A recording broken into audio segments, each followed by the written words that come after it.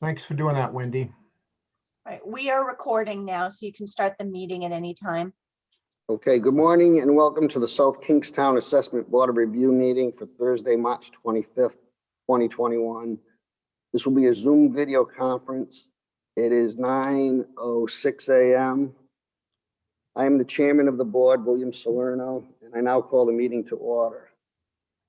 Members of the board present include myself, Brad Hebner, and Ken Monroe. People in attendance also include Jean Bouchard, the tax assessor, Jessica Spence, and Wendy Duat, who will help to facilitate the meeting if needed, and Amy Goins, the assistant town solicitor. First order of business will be the approval of the minutes from March 12th, 2020, which was the last meeting of the board. Is there a motion to approve the minutes? Yeah, I make a motion to approve the minutes. Any second? I'll second the motion. Okay, I also vote to approve the minutes. So the minutes from the last meeting are approved. We will now hear appeals on the schedule for today. Before we begin, I would like to comment on the format of the meeting. Interested parties will present information regarding each property. After all parties have been given an opportunity to speak, the board will discuss and render a decision before moving on to the next property. So we'll start with the first property on the list, which is lot number 24, Gale Drive. Typically what I do, Mr. Smalley has four residential appeals. Typically what I do is I guess I give a little bit of a statement as to why, how I felt about the appeal, and then the board can hear Mr. Smalley present his cases. Is that okay with you, Mr. Smalley? Yes, please. Okay, so forgive me if I tell you anything that you already know, and I'm sure you're but for the benefit of everybody, this is how I feel. You're on the south side of Route 1, considered a shore community close to the water. We get a significant amount of out-of-state activity down in that area. By the way, Mr. Smalley, we got all the photos of the property, that one of the properties that you submitted, and I've distributed all of the color photos to everyone, and they've also been uploaded, so we're going to take a look at the photos. I want you to know that I've reviewed the assessments on all the abutting properties. They're all done in a consistent manner. So I feel confident about that. But the first one is plat 87-2 lot 24, vacant land. We have it assessed. Gale Drive. I'm sorry, I'm not familiar with the numbers. Is that Gale Drive? That is. Yeah, that's Gale Drive. Yeah. Yeah, that's the vacant lot on Gale Drive. So we have it assessed at 247.9. Apparently it's on the market for 535,000. It hasn't been sold in 6 months. Yeah.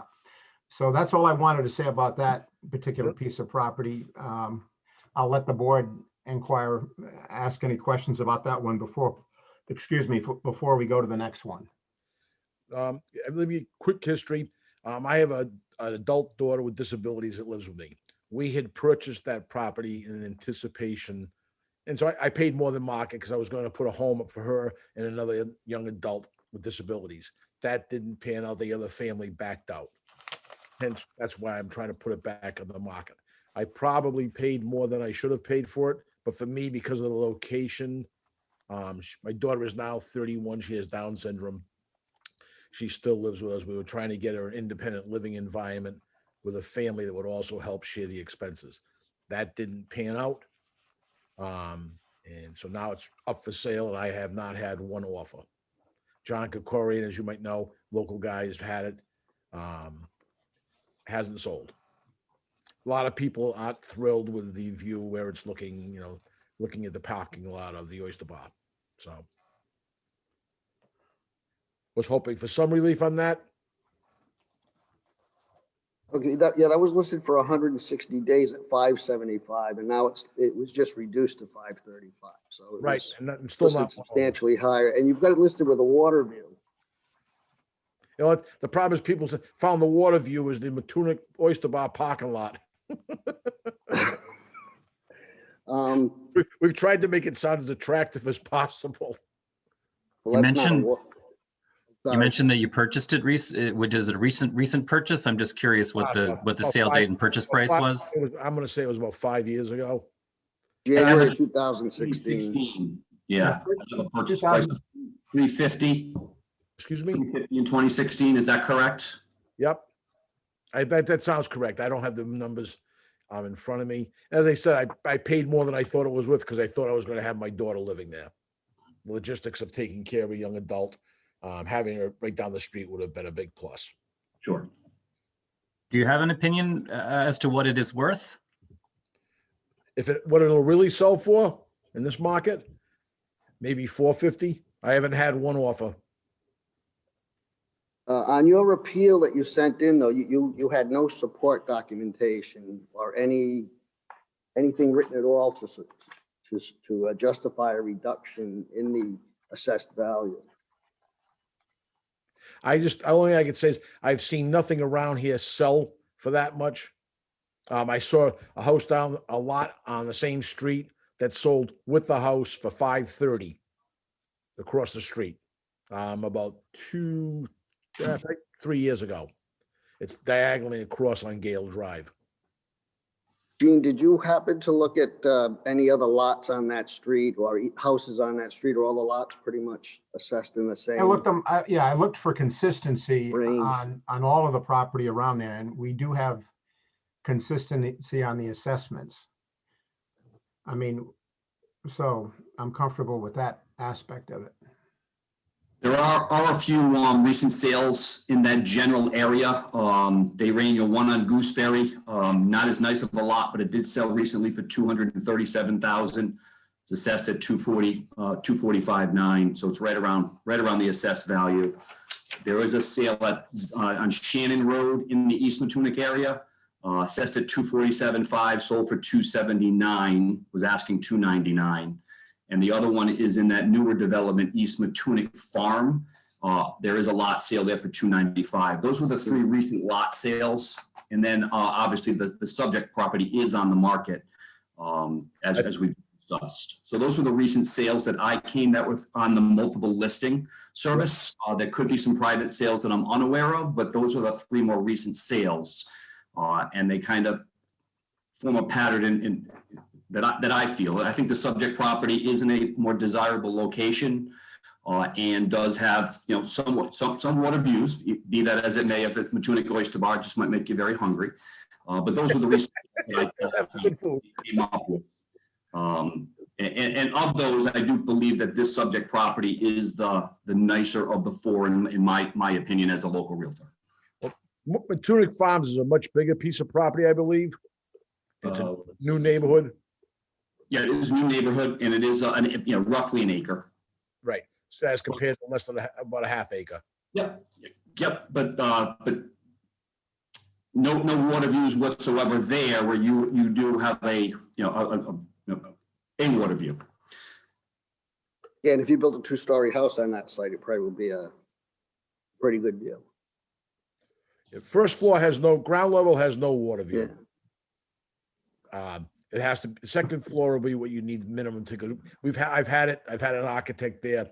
We got to go up at least 2 stories to have a water view, but obviously it is up for sale, trying to get rid of it. I've been paying taxes on it for 5 years. I've had it surveyed 3 times. I had a septic design done for it, and it still hasn't moved. And that is a 4-bedroom septic system, is that correct? It's not built. We had it designed for a 4-bedroom septic, and that runs out this year. I'd have to get it redone again. I think I got to apply for an extension for another year. But still, it's assessed for more than $100,000 less than what you paid for. Correct. Yeah, but not many homes are assessed at what people pay for them. Yeah, but I mean, for this particular lot, I mean, you're looking for relief And you're assessed at just under 250, which Yeah. seems to be a reasonable for properties in that area, even if it didn't have a water view. Bill, I guess, I'm looking at it from my point of view. Yeah, I have 5 pieces of property, and if you look at my tax bill combined, it's absolutely insane. It'll choke a horse. And,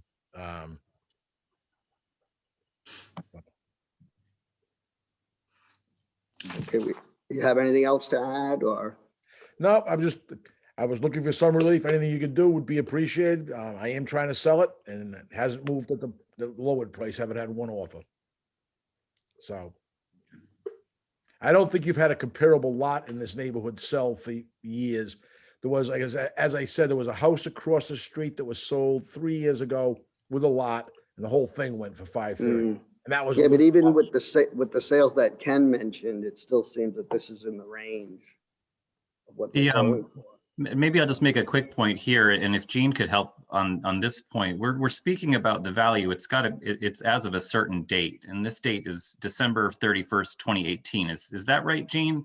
Because I Correct. don't want to confuse things by pulling in data from 2020 or 2021 necessarily. I mean, it's context, and I think it's useful information. But I just in this case, if Right. there is information that Mr. Smalley wants to present from around the 2018 date, that would be enlightening. I noticed in your letter back to Mr. Smalley, Gene, that you reference market conditions in the last Correct. couple of years. And I don't know if that's a little bit confusing because we really are speaking about an effective date from 2018. Yeah, the date of the last reval, 12/31 of 18, reflected in the July 2019 tax bills.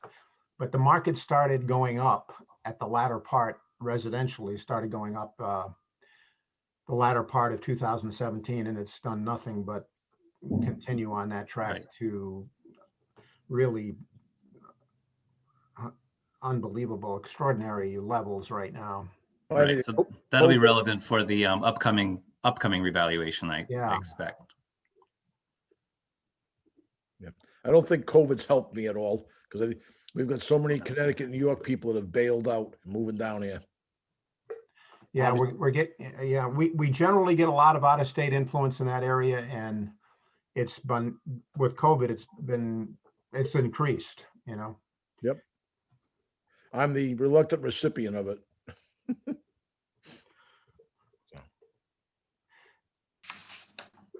Are we ready to just discuss this a little bit, or are we ready to vote? Or make a motion not Ready to vote? to? Bill, I think we should lower the, I think we should give Smalley some relief. I think that the assessed value appears to be fair and equitable and in line with everything that's in that area. So I don't really see any reason to have a reduction, especially based on the fact that we don't really have anything that was submitted to show us reason to reduce. And also, your purchase price didn't help you because you purchased it in 2016 for $100,000 more than what it's currently assessed at.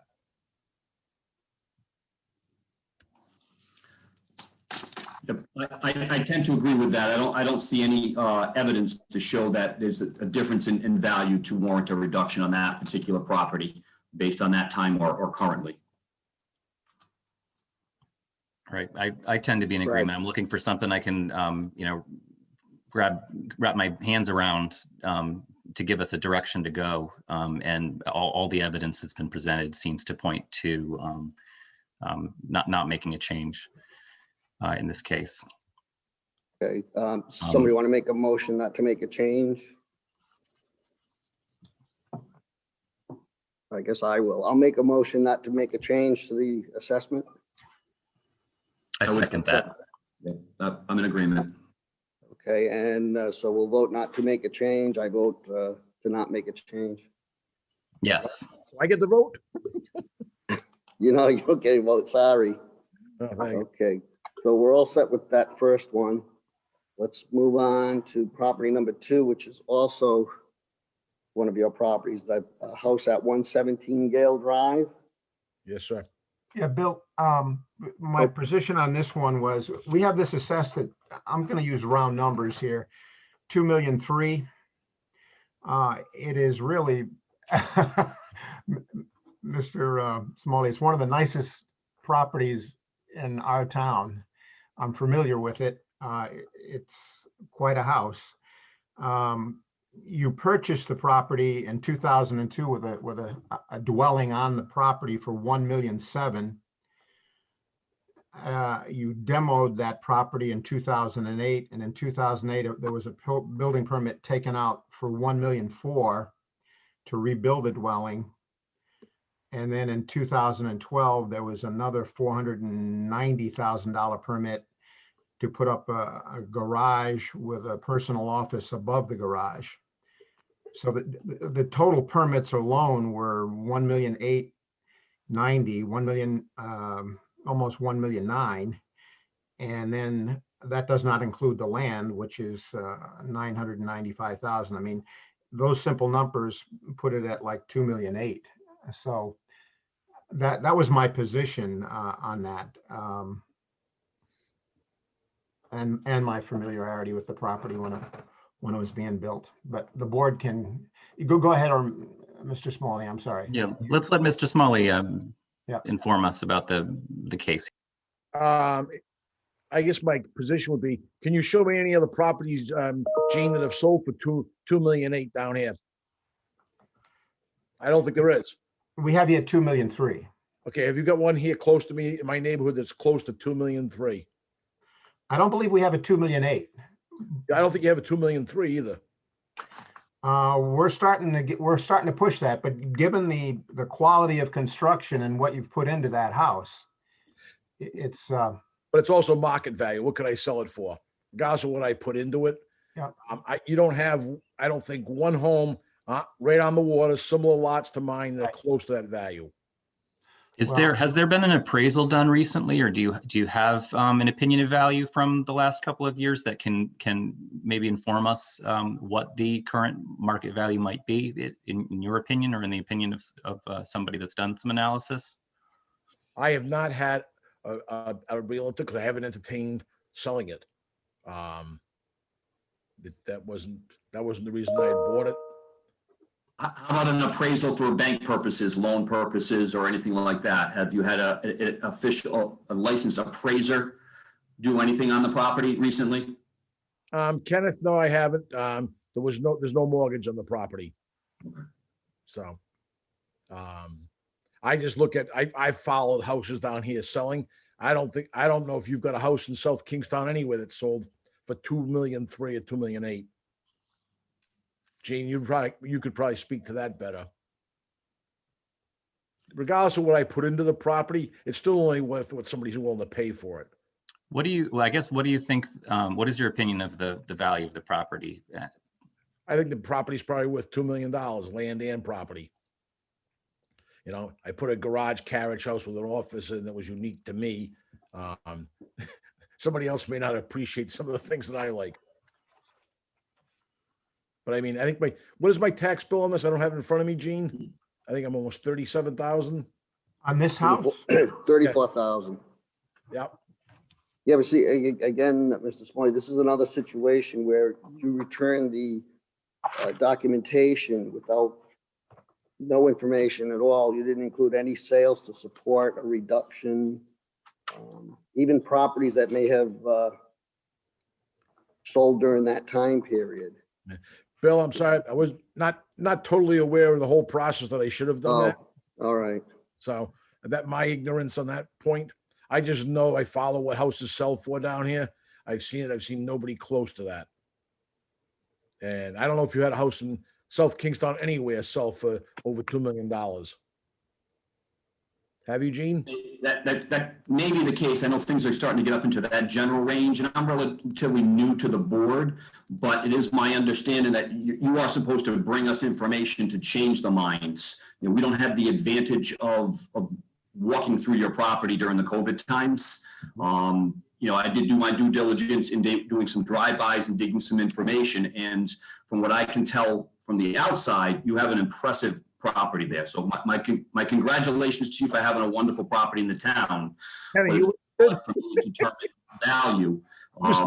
without seeing it, or you bringing an appraisal or even a market opinion of say someone like John Krikorian to kind of give us some guidance. Right. I would need some information from you to kind of help me sway in your direction.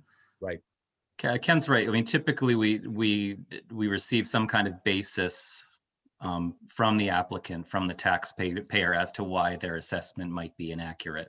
And it's the evidence and the rationale that helps guide us in making a decision. And if the rationale is simply that you feel your tax bill is too high, that's kind of beyond the scope of what this board can work on. I know for a fact what my neighbors pay. Nobody pays close to what I pay. Yeah, but if you go into that East Matunic Farms neighborhood where they're building the new houses, those houses, some of them are going for well over $1 million, and they don't have a waterfront location or a view. Yep. So you've got to factor that in. You've got the higher value for your land just strictly because of the waterfront location. And they don't pay $24,000 a year in flood insurance either, Bill. But that's your choice for living on I the know, I water. realize that, but there are expenses with living with that waterfront view. Right. And then I mean, just as in this case, if the flood circumstances in the property have an impact on value, that's typically something that would be presented with evidence to us if we feel like that's hurting the property value. But it's not something we can kind of make a judgment on without basis. But these are good examples of factors that might influence value. But we're kind of bound to look at the number, the assessed value as of December 31st, 2018, and what we can say about that. All right. I don't have any supporting documentation or appraisals, so. I guess Yeah, we- and if you actually just look at it, you paid $1.7 million for a house that was there and knocked it down and built a new house, and it only went up to 2.3 million. So you've got all of the cost of all of your improvements. You're still sitting at less than what you have into the property in total. Correct?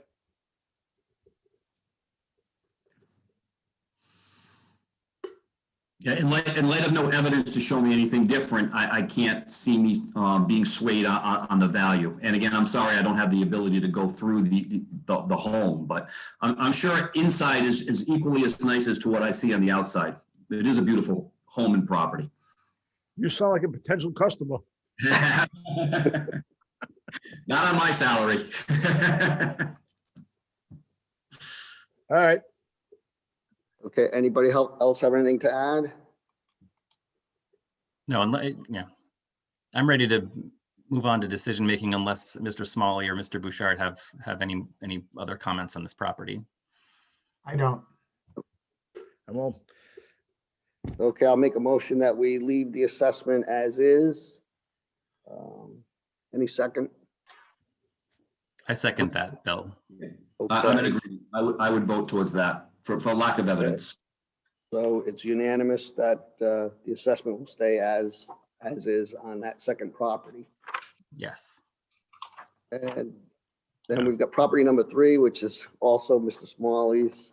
And this is another, this is my main area of concern, this property. this is a vacant lot on Hartford Avenue.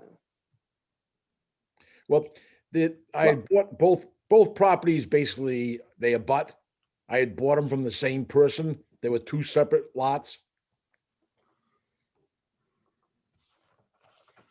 And the woman that had owned them was in Brightview Commons for 2 years. The property sat empty. I got a call from the realtor that she had a buyer for it. It was a contractor who was going to knock it down and put 2 houses up.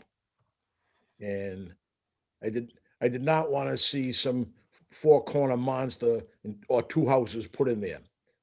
So that was my reason for buying it. And I also paid well over market. If you look at the pictures of the house, it looks much better from the outside than the inside.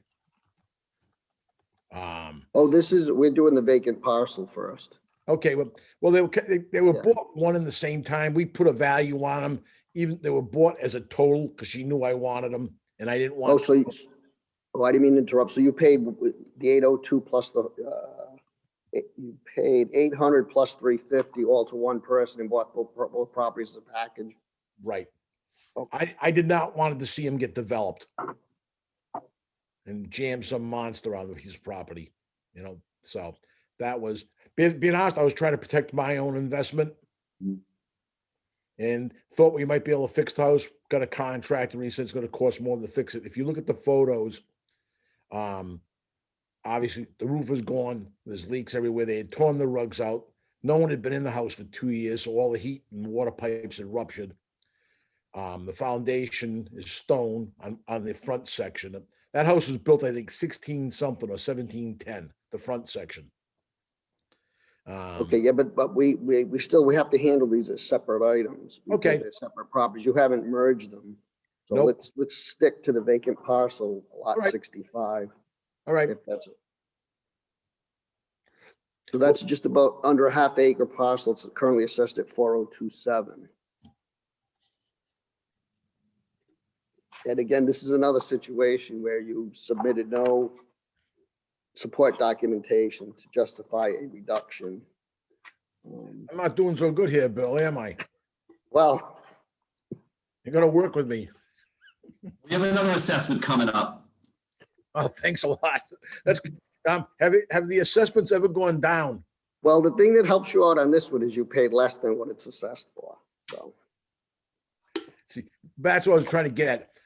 We just divided the number up to say how Yeah. much we paid for each one. She wanted her 1,200,000 or whatever it was, and that was it. She didn't care. She said it was either going to me or a contractor who she already had an offer from. But was gonna have 2 houses. Sure. No, I understand the logic of why you bought it, that does make a lot of sense. I'm just curious because I'm trying to get an understanding of they're abutting properties. One is improved with a home and the other is vacant. Can the vacant lot be developed, or is there a reason why the 2 properties might go together or be worth more Nope, as it one can be entity? developed. It's a buildable lot. It was kept separate. Her husband kept it separate for that reason. I just don't want to see a house on it. My daughter Right. cuts through to goes to Snug Harbor Marina. My grandkids cut through. And it's relatively small, and I know what'll happen. Someone's gonna jam a big ass house on it. And I don't want to see that. So That lot also has a water view, correct? if they raised the lot up by about, it's a big gully it sits in. Yeah, but yes, it does. Okay, yeah, because I couldn't really tell. I drove by it and I couldn't, but it looked to me like it's close enough that if you built maybe a 2-story house, you could have some kind of a view. Yeah, I guess, yes, you would, Bill, if you built it high enough. Yeah, my opinion of that lot, considering with the other lot, is that this one is worth more. Again, you are closer to the water, and you also abut a beautiful house that's assessed at $2.3 million. Wait a minute, Ken, these are supposed to be independent. Okay, so what about the house, the 4 little dumpy cottages that are butted? There's 4 dumpy cottages right next to it. Does that help me or hurt me?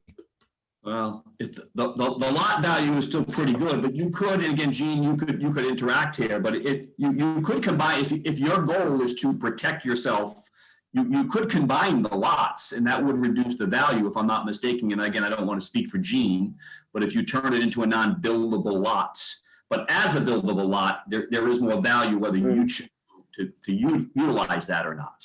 Correct, I understand that. We just have to look at it as an independent buildable lot in that location for our purposes.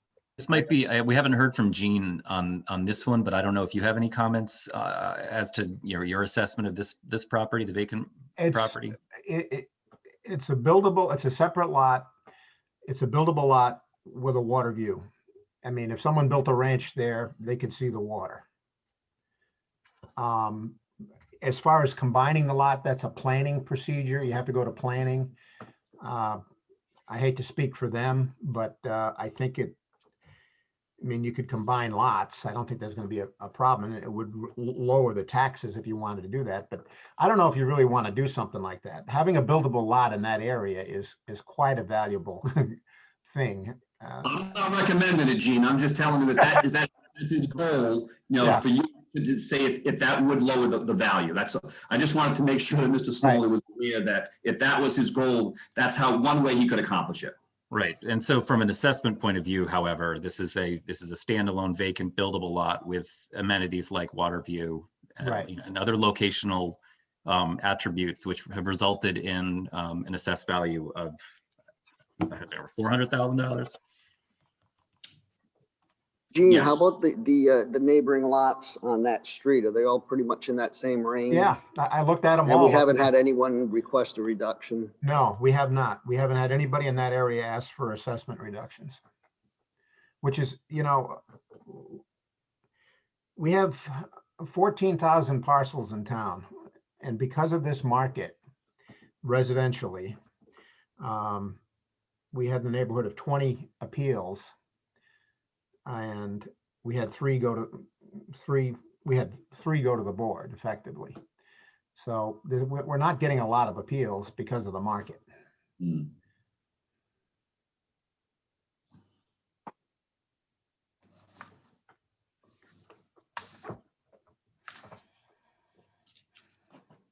Anyone else have anything to add?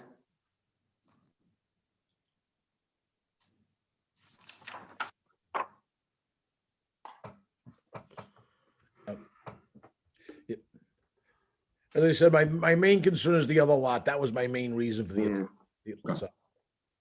Okay, well, unfortunately, due to the lack of any support documentation or Yep. something to That's- justify a reduction, I don't see any reason to reduce this one. I don't know, you guys feel the same? Yeah, I'm in agreement with you on that, Bill. Again, I think the value is supported in the marketplace, and with no evidence to the contrary, I would tend to agree. I wouldn't recommend a change to the assessment. Okay, this I'll make a case. motion that the assessment will remain as is at 402,700. Any second? I will second that. Mr. Chair, this is Amy Goins, Assistant Yes. Town Solicitor. Can you ask for a roll call vote on this one? Sure, We should do the votes by roll call for the record. okay, Thanks. sorry. Right. All right, I'm the chairperson, William Salerno, and I vote for no change to the current assessment. And I'm Ken Monroe of the board, or Kenneth Monroe, and I vote for no change on the assessment. Brad?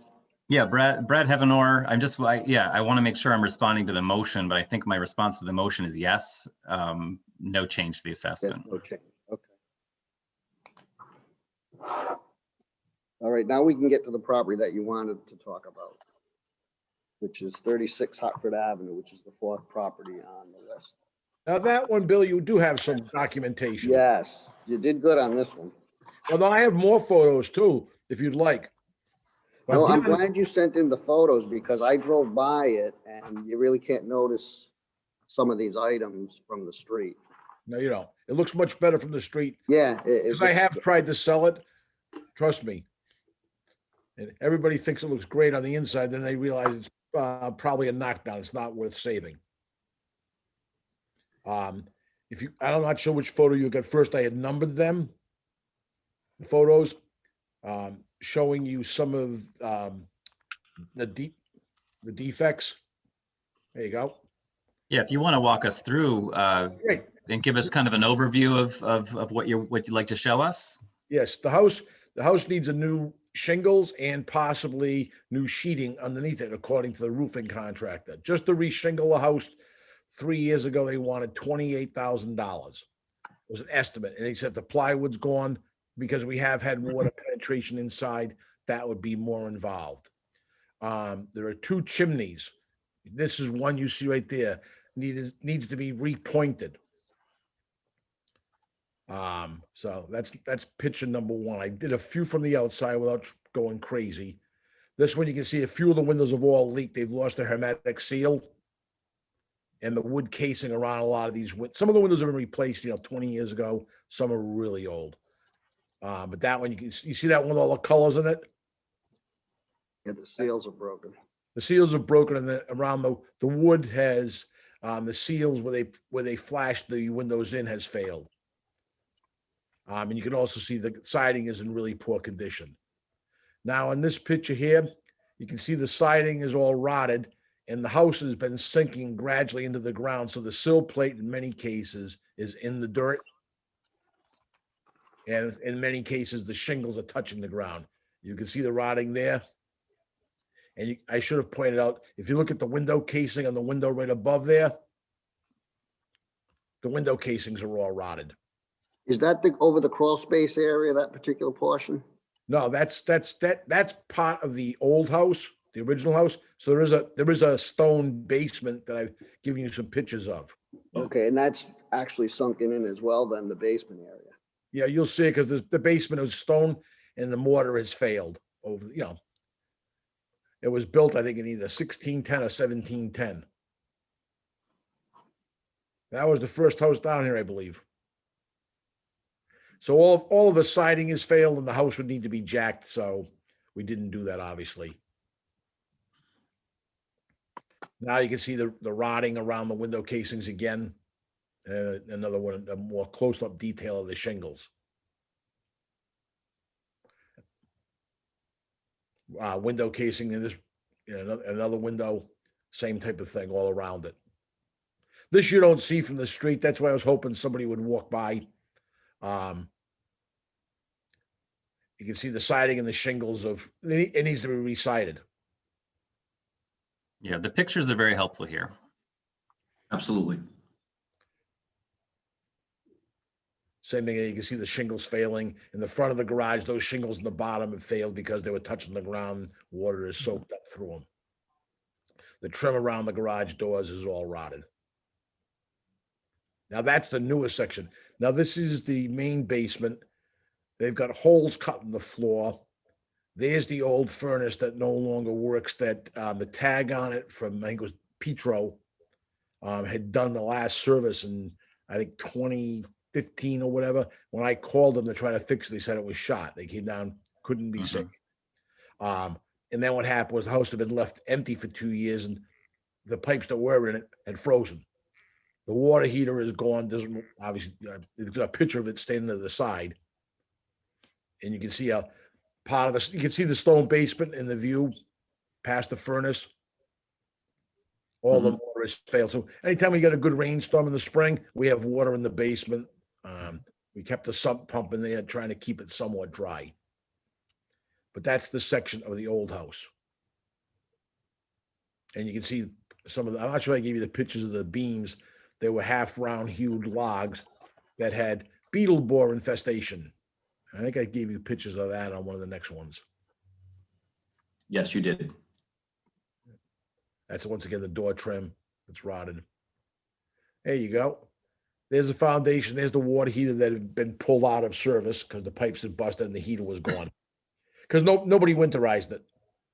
Right. And I think you say somewhere, so you purchased this home, it hadn't been occupied for a period of time and it hasn't been occupied since. Is that just to give us kind of the big picture? Is this has been vacant and uninhabited for 5 or 6 years, I think? Yep. I drained it down. We tried to we tried to minimize any further damage. We bled out any other water that was done. This is back in the day when most of this house was all done in copper. It isn't like PEX where, it flexes. Right. A lot of it froze. I've tried to keep it, from getting worse. I've had a contractor in and we started adding up the numbers and a brand new home would be cheaper, probably. Unless I found somebody that really loves the historical value, but it's gone so far from historic, they've already done so many reservations that would kind of take it out of the historic realm. This house, okay, there's the rotted beams that had, I guess they call it was some type of beetle infestation back in the 70s. Yeah. Powder post beetles. Powder post, right? Yeah. Powder post beetles. Very common, especially in homes of this age. Yeah. The builder recommended that they totally be replaced. He said it wasn't worth salvaging. I had Superstructure Construction come down and look at it. And he's done a lot of old homes. He said, it's pretty bad. It was my first involvement with that beetle infestation or whatever call it. Yeah, you can see there's a couple of sump pumps in the basement. There's a couple of pits that somebody had cut into the concrete over the years to pump it out. Right. Okay, this is what was left of the kitchen. I guess they had started to do some work and there's no appliances. That was a little portable. She had her son live with him for a while he had some issues of his own. But other than that, there's no appliances. They had started, all the rugs had been torn out and the stains that you can see. This is going up into the new section of the house. The addition that's over the garage that actually looks pretty good from the street. They had pulled all the rugs out. The wallpaper is probably the original from 1700. So as you progress, you'll start to see the water stains. This is the old section. And like I said, the house originally this section of the house had no heat. There's a fireplace in every room. The fireplace is about the only historic thing left in this house. There's only one fireplace in it. No, the little section has 4 little fireplaces. That's one big one in the old house. There was no central heating at the time. Later on, somebody put forced hot water in a couple of the rooms. Now you can see this is upstairs. The ceiling is approximately 6'2". So I'm 5'9" and I can touch it without stretching my arm out, but the ceiling is all wet and all sagging. This one's pretty obvious to see ceiling sagging.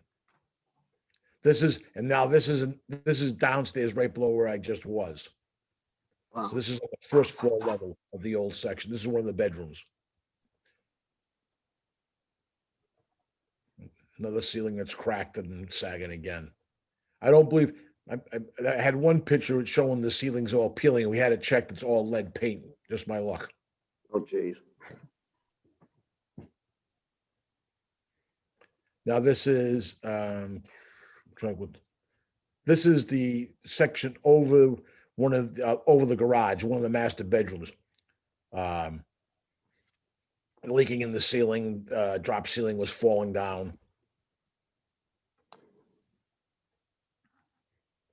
This is up in the master bedroom. You can see the stains in the floors because they had pulled all the rugs up. But I'm not sure if some of this is from the roof and some of this is from the water system, the forced hot water failing, freezing.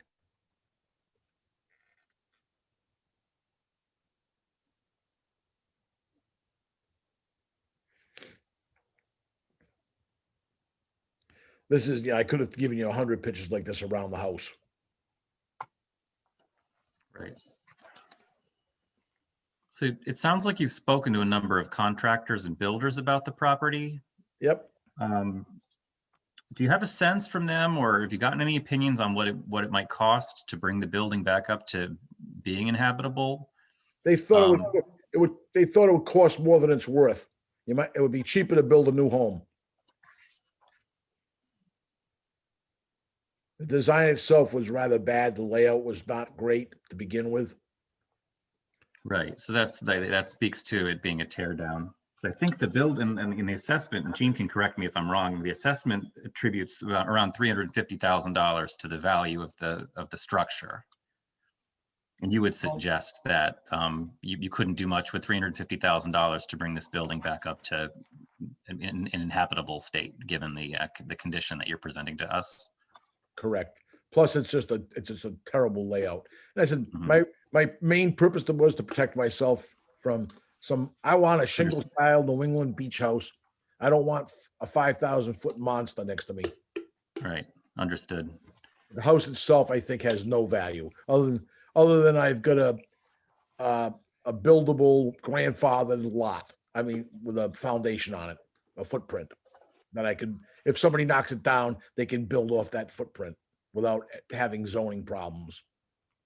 Gene, do you know, Gene, if anyone from Vision Appraisal or from your office has done a kind of an in-person physical inspection of the property within the last 5 or 6 years, or as part of the revaluation in 2018? The last 2 revaluations were Statistical, is that? Statistical revaluations. This coming reval, well, we're not, because of COVID, we're not going in. houses, or we're not asking, and people don't want us to go in either, but, Right, so this upcoming reval is when someone would actually want to lay eyes on the building and do an inspection for the Right. assessor's office. Because I'm just curious, I don't know if you want to speak to your assessment, you know, and how the Well, building condition is factored into the assessment. well, it was purchased, you know, when we were working on the reval, it was purchased on June 12th, 2017 for $800,000. I mean, we're at 8028. What, you're saying the condition was the same then? Yes, it was. Yeah, and as I said, Jean, she knew I paid, she knew, obviously I had known her before she went into the rehab facility. I didn't want to see it developed with two houses here in a monster. I Right. knew I paid over market. I paid over market to protect myself. The house is valueless. I basically bought a piece of land.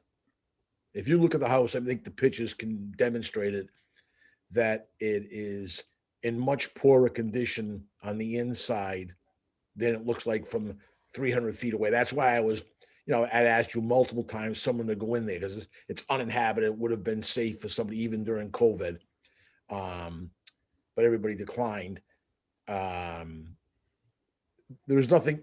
It's not worth sinking $500,000 into a $300,000 house. It doesn't make sense. And Gene, typically, if there's a recent sale of a property, so if there was a sale in 2017 for $800,000 that applied to the property, is that something that Vision Appraisal would factor into their kind of? Yeah, sales are a factor. Yes. Right. So it seems that recent sale was given weight in the assessment in the calculation. Right. And I think Yeah, Mr. and probably Smalley is that saying whole that was area. not necessarily a market related or market-based transaction. He had kind of special motivation as an abutter above and beyond what the market value of the home might be. If you look at the house that sold, Gene's probably familiar. There was a house just sold across the street, slightly diagonally on Hartford. The whole house, the guy had just refinished it. He bought it a year ago, went in, refinished it, redid the floors, redid the interior. I mean, fairly new house, nice house. And I think he sold that whole thing, land and house, for $830 with a beautiful home. Do you know, was the home exposed to the market, or was the property actually marketed for sale back in 2017 or at any time? And you've mentioned having people look at it. I don't know if you've put it on the market and have a sense of what the interest in the property might be. Because I'm curious if it would have sold to someone else for $800,000 in 2017. You know, if a contractor would have bought it. John Krikorian approached me, said that she was going to put it up. She wanted to offer it to me. She had an offer from a contractor, but there were going to be two houses put on it because both lots are buildable. And she wouldn't budge, and she knew I wanted it, and I wanted to protect myself. So I got she drove a hard bargain. Yeah. Yep, she was a smart woman. And she knew I wanted it. But if you look at the house that just sold, I don't think it was much more than a month or two ago, almost diagonal. I don't know that lot, the house number, but I believe it sold like for $830. And it's a 20-year-old home that's just been redone with a new septic. Right. And I'm just looking at the way that the numbers put together for the assessment, Gene. It looks like, depreciation is at 26%. Correct. Just in terms of the effective age of the building seems to reflect a pretty decent condition.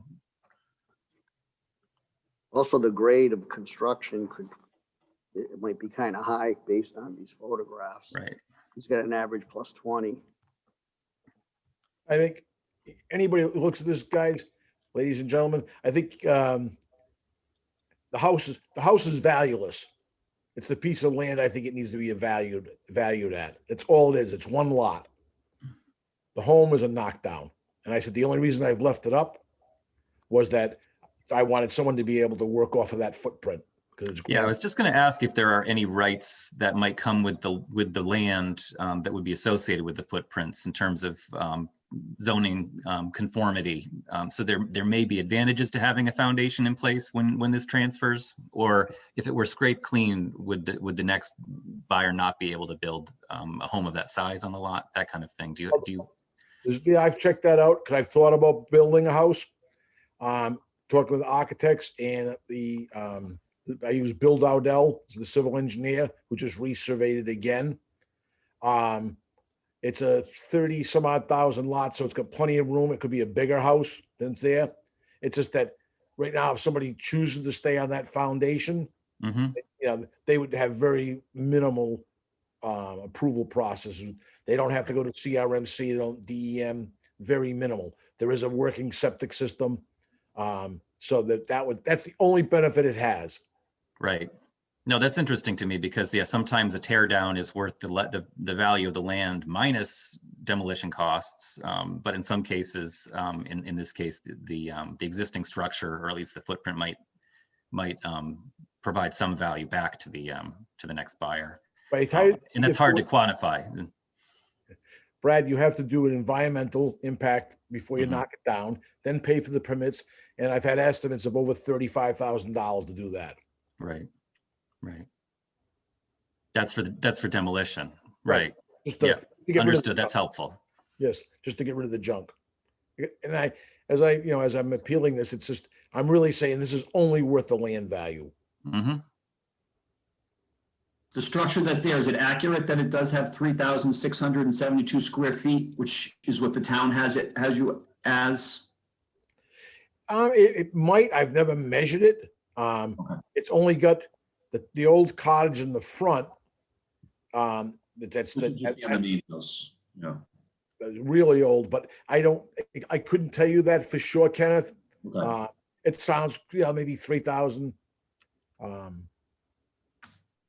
That sounds somewhat correct. I'm not going to dispute that. I'm just disputing that it's value. My thing is it's valueless.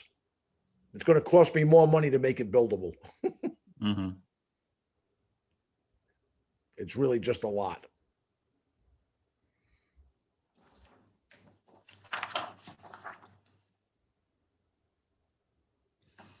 Gene, if I'm looking at this correctly on the field card, it has a building value new as 478,426. So is that? Correct. That's new before depreciation. Yeah, It's- okay. it's depreciated. That's what Brad was kind of getting at. Okay. So what would the options be here if I can ask Eugene or the other board members as to what on how we feel it was evaluated from that grade perspective and what the options would be, because just having a structure, it does add value, even though I understand what Mr. Smalley is indicating. But what are those options that we may have, if you don't mind me asking? Well, we could Yes. increase the depreciation, couldn't we, Gene? Yeah, there's two options. There's the quality of construction, which is, we've got it at better than average. And then there's also the condition. We have an effective age of 1992. Those two figures are those are the two areas that you'd look at if you'd want to make an adjustment. Gene, one thing, you said what, 1991, 1992 was the year? The effective year built we have is 1992. Yeah, but the whole front half of the house was built in late 1600s, 1700s. Yeah. Yeah, So we have it down as actually 1790. Yeah, So- there's actual age of construction, but in this case, effective year built is more of it's an assessment of the building condition for depreciation purposes. Yeah, it definitely wasn't built in 1992. I think that the assessor's office says the condition reflects age of improvements of approximately as if it were whatever, a 25 or 30-year-old building. I would love to see where they did those improvements. And that is, yes, so that has an impact on the assessed value. The building improvements were depreciated 26% off of that building value new that Ken just cited. And I think what Bill was kind of getting at is one way to address the building condition would be to correct or to discuss correcting or revising the condition or as reflected in the depreciation percentage Yeah, in 'cause if the you look at cost the property- valuation. If you look at it from the outside, that's probably not an unreasonable effective year built, 1992. Right, because if it looks from the Doesn't street look as if it's just like paint and siding and roof, yeah, that might be accurate, but definitely the pictures presented by Mr. Smalley tell a different story about the building condition. That it may be beyond minor renovation or a few large renovations, but it's actually kind of a building wide. I mean, it's structural systems, mechanical systems, et cetera. I mean, I don't know if there's any way anybody would be willing to take a walk through. I said, there's nobody been there. COVID's not an issue. There's nobody in there. Yeah. The last time somebody was in there, it was me taking pictures last week. Yeah, I mean, at this point, the question is, I think it's for Bill and Ken is the way, how do we want to approach? Maybe we this? should adjust both items. Maybe not double the depreciation, but up the depreciation to maybe 40%. And lower the condition, I mean, the quality at least to an average +10 at the highest. So I don't think it's an average +20 house. No, I think Mr. Smalley has presented a good enough Yeah. case. I don't feel I have to walk through the property to realize that he makes a very valid point on the condition of the property. I do, believe that there's, with the structure there and the potential, whether it be slowly or not, it does have value. But I do think that in adjustments, and that would be the question, just how we would do it. So Bill, if you are indicating we could kind of go at it from both ways, I'd like to see what that would kind of look like, because again, that does appear to me to be worthy of consideration. I'm going to ask a question here. I'm going to put those factors into the assessment, but I don't want to lose everyone. So I'm going to put you on. Jessica, it's okay if I pause this and I won't get thrown out of the meeting, right? Yes, Jean, you can just put mute on your microphone and then stop your video.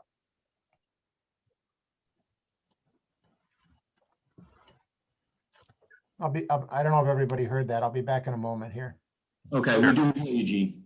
Thank you, Gene.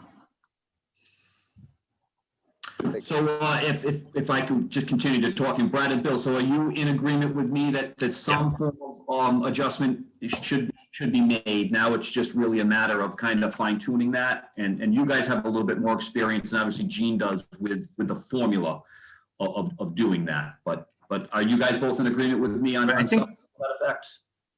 I'm Yeah, I in think it's agreement reasonable. that he's presented his case and an adjustment here is warranted. It's just a matter of what that adjustment or correction will be.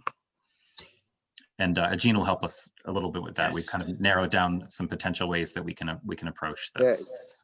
Because I'll tell you, you drive by that house, you would never think it was this far gone. It'll be I interesting was to appraising a house right on the street the other day, and I looked at it. I drove by it. Yeah, Right. I've had a few people approach me. John Kokorian's brought a few people in there, and they say, nope, more than they're up for. It's too bad. If the whole structure was still 1790, that might have been something for this old house. That Yeah, house they did in Narragansett. Yeah, they've done a couple in there against it, so yeah. yeah. That when they just finished came out really nice. It's got one beautiful fireplace hearth that was the main heating system of the whole house. And that's the only thing that's probably noteworthy in the house. But it's funny when you see a fireplace in every little room and bedrooms that are 10 by 10. The upstairs bedrooms, the ceilings have got to maybe be 6'2". Yeah, I saw that in the image. I was wondering if you were on a step stool or a ladder, or if that was actually your head that was so close to the ceiling. I'm 5'10", and that was probably 2 inches, 3 inches above my head. Right. In terms of, I don't know, Ken, if you have an opinion in terms of functional utility and whether 6 foot or 7 foot ceilings are add value or. Not exactly, but I have sold many homes which have had similar fireplaces and historic character, and there are a few sprinkled in the Snug Harbor Matunuck area which are neat. They do have tremendous character, but my main concern here is just the overall condition of the house. Obviously needs to be adjusted, at least in my professional opinion. Did I show you a picture of the staircase going upstairs? Yes, It's at about a 45-degree angle. Right. It stairs Not to the- that. not the current code? Well, that's the other thing is the upstairs section there, the builder said that would have to be closed down. He said it would never pass code. Right. There's no egress, proper egress. Because I had looked at fixing it up and then renting it and just didn't, the dollars just it would never pay for itself. Right. These here are about, I'm gonna say about 2 foot wide. Right. So And that- charm and character only go so far. I This is think, where in you can some see cases. this is where you can see how steep they are. And the rise and the run of the stairs is like, whoa. Yeah. You can see the door has like a little wooden latch on the frame there to keep it closed. It had been closed off since ever. This section has the old type of wiring with the ceramic insulators exposed. Right. Yeah, I imagine that Brightview Commons had a much more accessible layout for the previous occupant. I'm trying to remember her name. She was sharp. Sharp. But she had a son with issues that lived there and it was just totally got ruined. Arlene Gabbett Yeah. Yes, yes. on the field card. She was very nice. The problem, she knew that I was the best buyer for it. Bill? Bill, Yes. Gene's back. if Sorry. that house, if the quality of the house was brought down to a below average, and if we depreciated to 40%, it brings the house down from 354 to 213.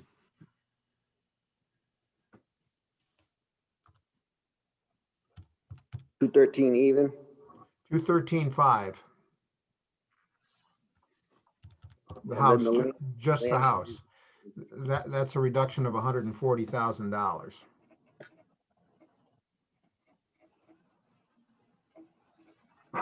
On the house. Okay, and the land is at 448. 4. That's with below average and depreciating the house by 40%. So that brings it down to like just under 662,000. And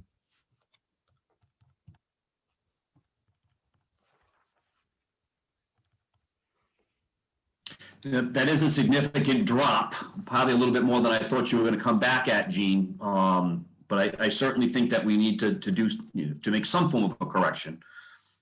do you, I guess, Kenneth, do you see that house actually having value? Of course, yeah. And any house has value. And then it would just be a question of what somebody would do. So you will find people that will come in and restore it. I just sold a house over in Hopkinton that they're very, very similar, old wooden roof, and historians come in and they do wonderful things. So yes, what I think the best use would be is to knock it down and build a beautiful home similar to what you have. Absolutely.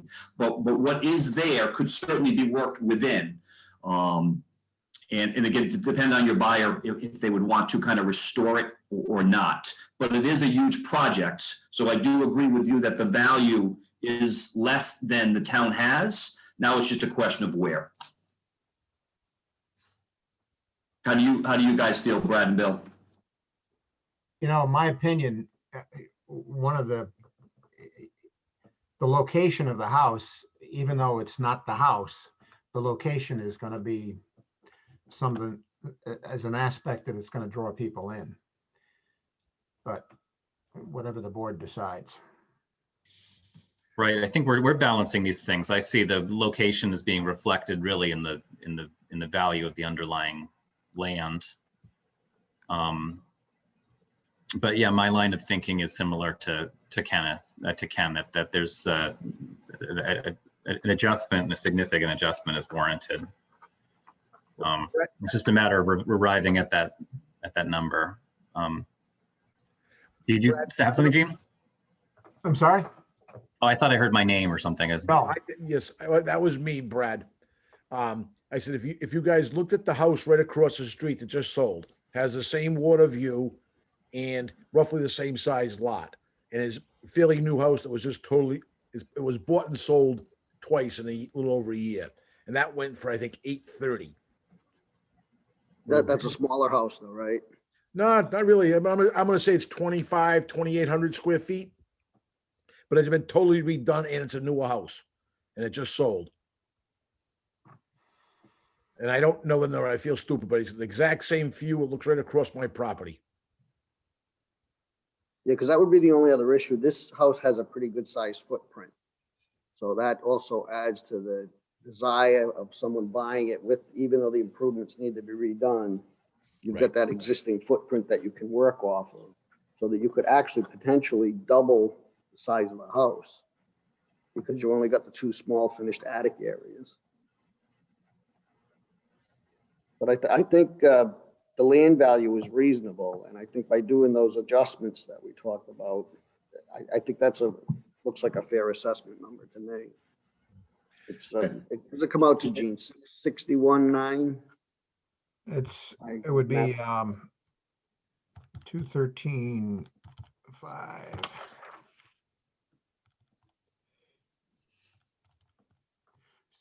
The total assessment 6619. Yeah. And that would give you some relief. You know, the other option you could have would be to take the house off the site, and then it would just be a vacant parcel. If you wanted to further reduce, but obviously you must be planning on doing something with the property.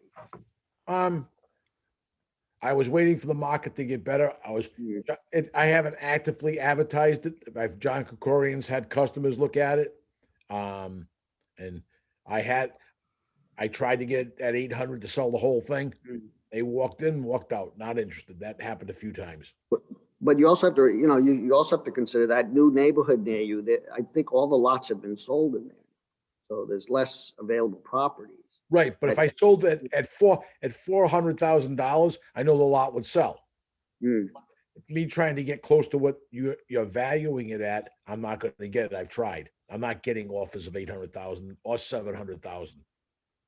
We're miles apart. I've got people that want to pay 800,000 for a piece of property with a whole house done, moving in. So I can't get anywhere close to what I paid for it, right, as stands right now. I think, and I'm appealing to you, all of you, ladies and gentlemen, that it's only worth the value of the land. I don't think the house, to me, adds any value.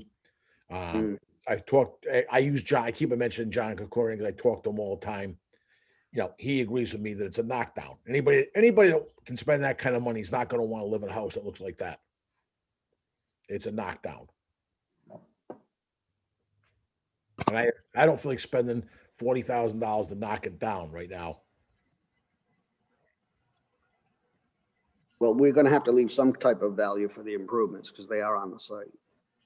Oh, absolutely. I'm just trying to determine if I think going down to the 213.5 is reflective enough. Because again, there is a beautiful, again, a large footprint, a large square footage, and the right person could certainly renovate that.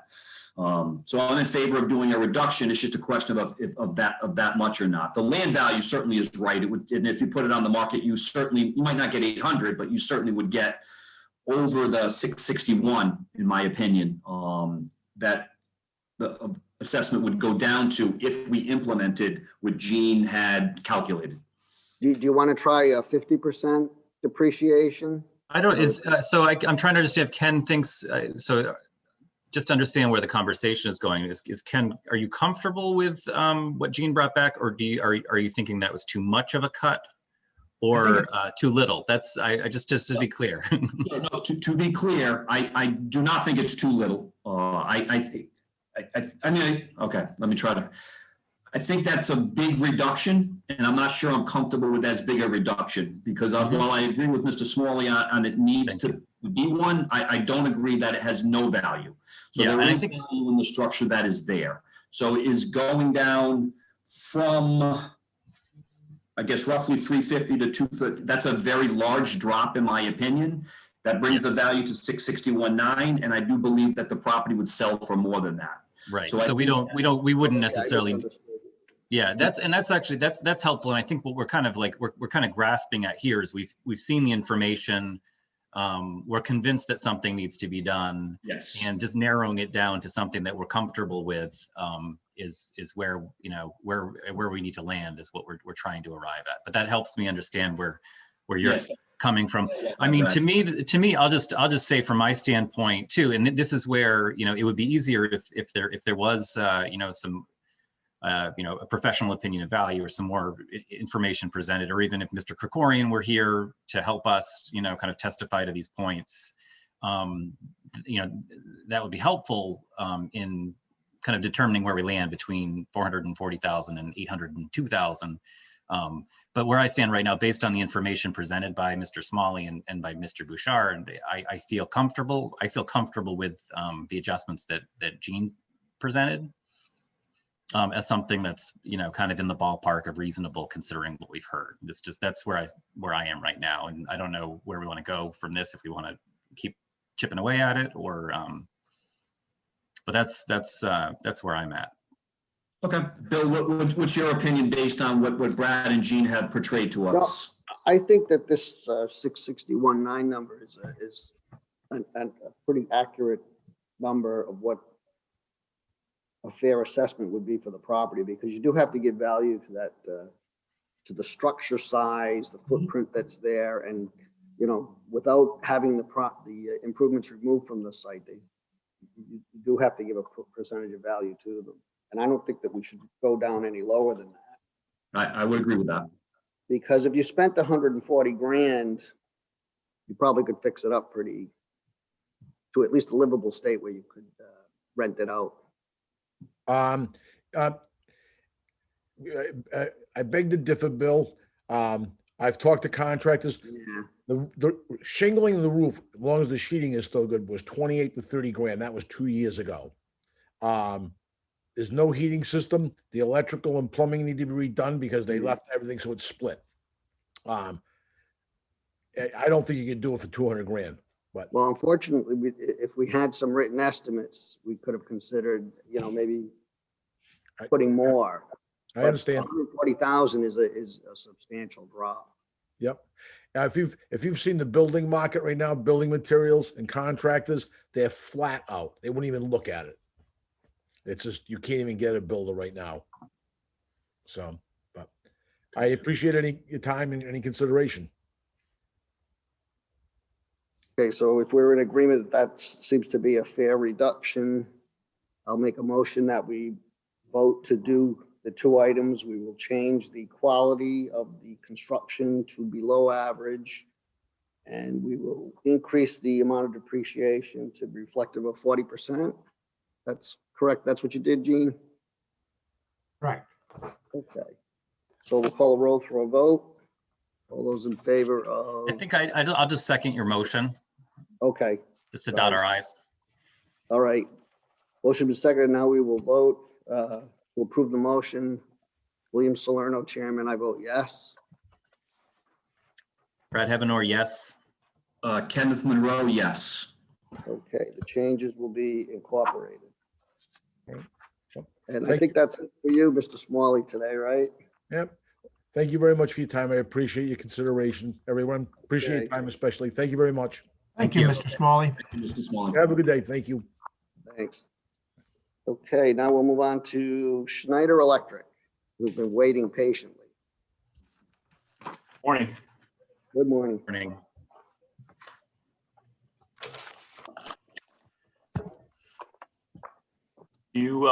Have you received the information that we submitted? Yes, we Yeah. have. I don't know if Gene wanted to speak. Yeah, I've passed along everything that you have sent our way. They've got complete copies of everything. Okay. Uh, I wanted to, Bill, do you want me to give you my perspective? Yeah, if you want to just give us like a broad view. 'cause- Yeah, some Yeah. kind of overview would be helpful. 'cause this was Yeah. pretty, Yeah.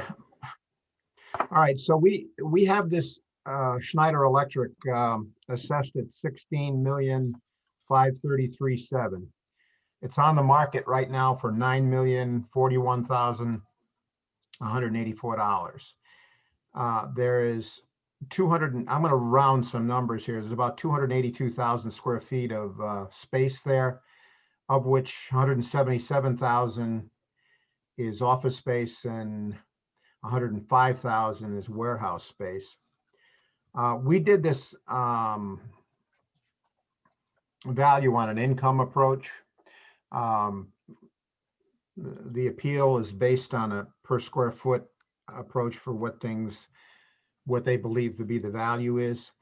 My major concern here is there was a lot of listings and sales presented, but there was no conclusions. I mean, it's just a lot of information of things.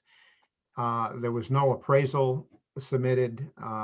In Rhode Island, you have to be licensed to submit an appraisal, an opinion of value.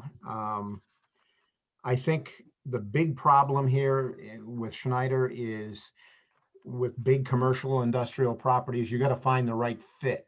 It's as important as the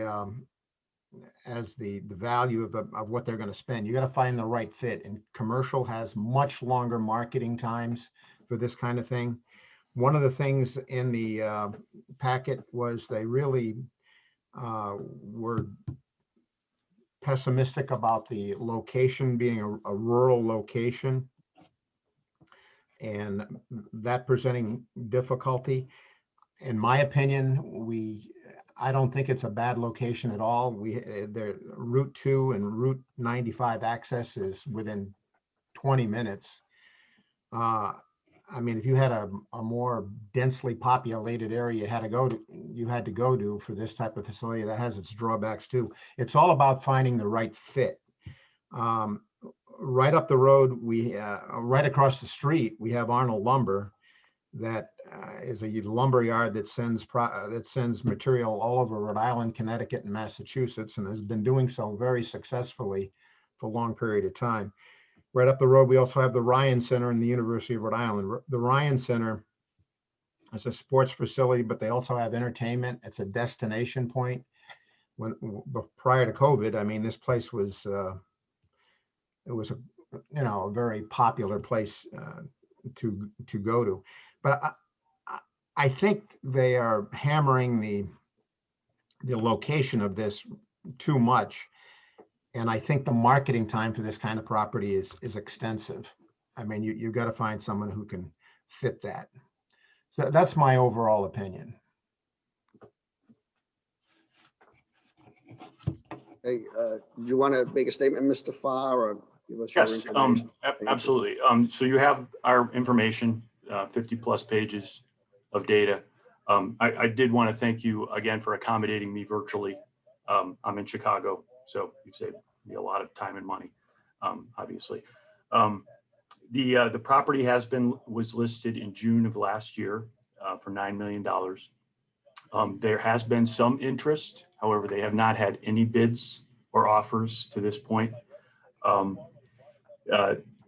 I've heard the term white elephant used a lot regarding this property. There's some functional issues. There's excess office.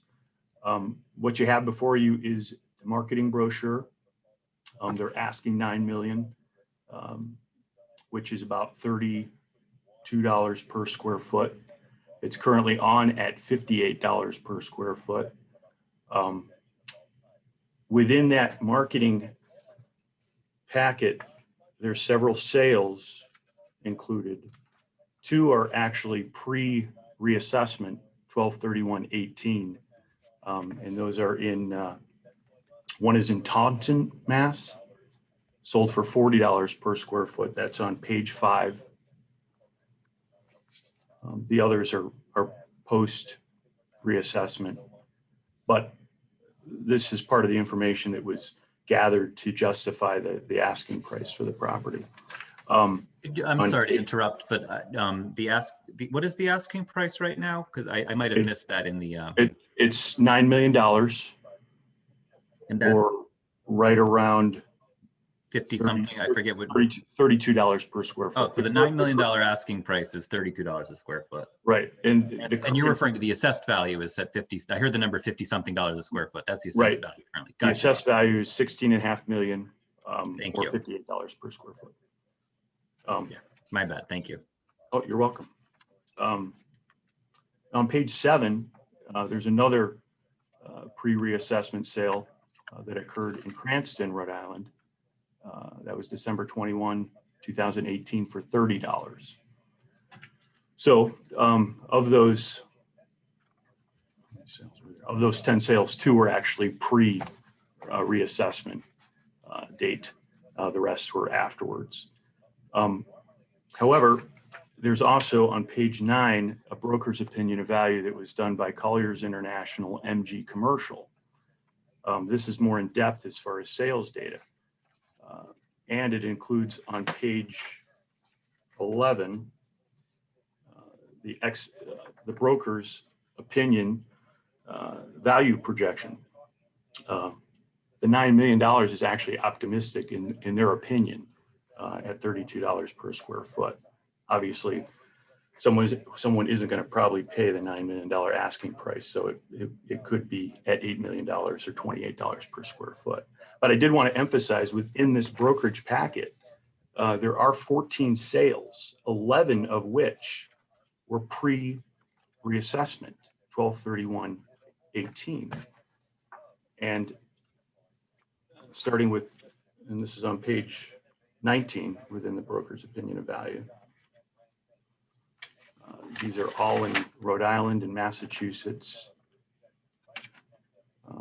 There's a sale in North Kingstown of a property for $23 per square foot. I believe that Taunton Yards is the same one I previously mentioned. Webster, Mass, $17. Leicester, Mass, and $33.79 per square foot.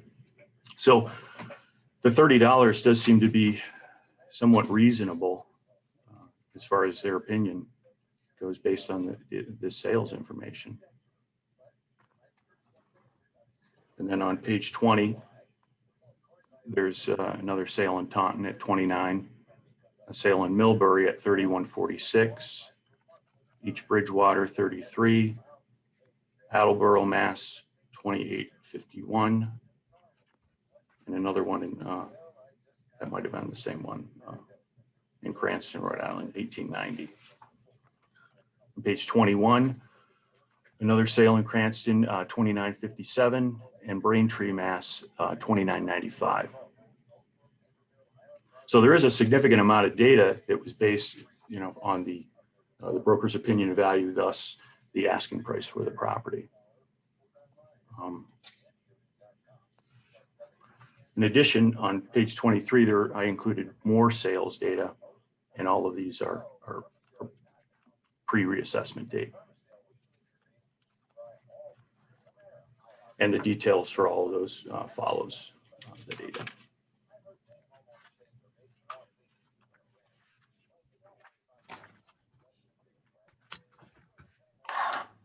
Also included, I did include on page 32, after all the details of the sale comps, some land sales, because it appeared that the land may be a little bit on the high side based on the land sales presented, and those occurred in West Greenwich, West Warwick, mostly in West Greenwich. And you can see where the mean of the sales are $2 per square foot. That's less than 8 acres, and the subject has over 20 acres at $355 per square foot. And the sales data for that is follows as well.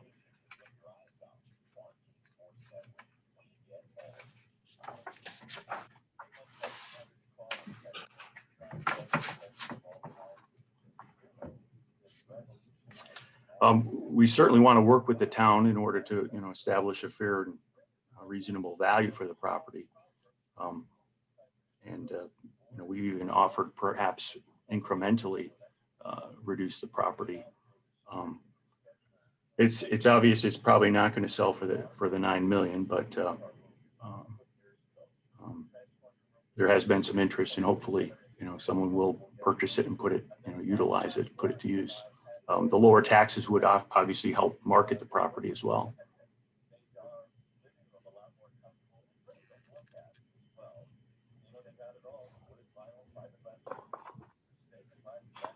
May I just ask maybe a question about, the property is currently, is it being shown vacant? It's been vacant for a period of time, or if you could just give me an overview of when the last time Schneider occupied the property?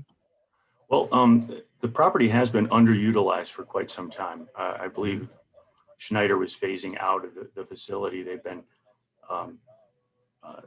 consolidating in Foxborough, Mass. That's where they've been kind of shifting their production in that. I believe it was vacant in 19, I'm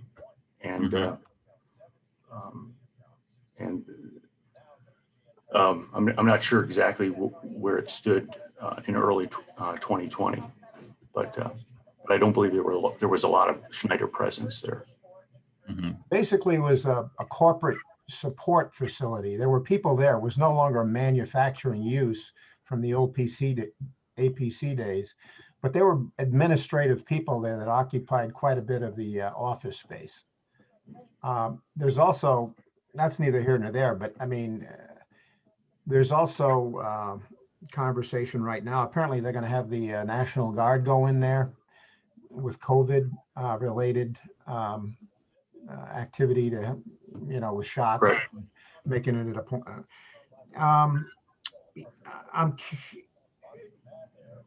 For me, one of the biggest difficulty in all this was the marketing price and how that was arrived at without submitting any kind of an appraisal, someone who is licensed in the state to do so. We've had recommendations from the Department of Business Regulations that is pretty direct language about having an appraisal and someone who's licensed to submit an opinion of value.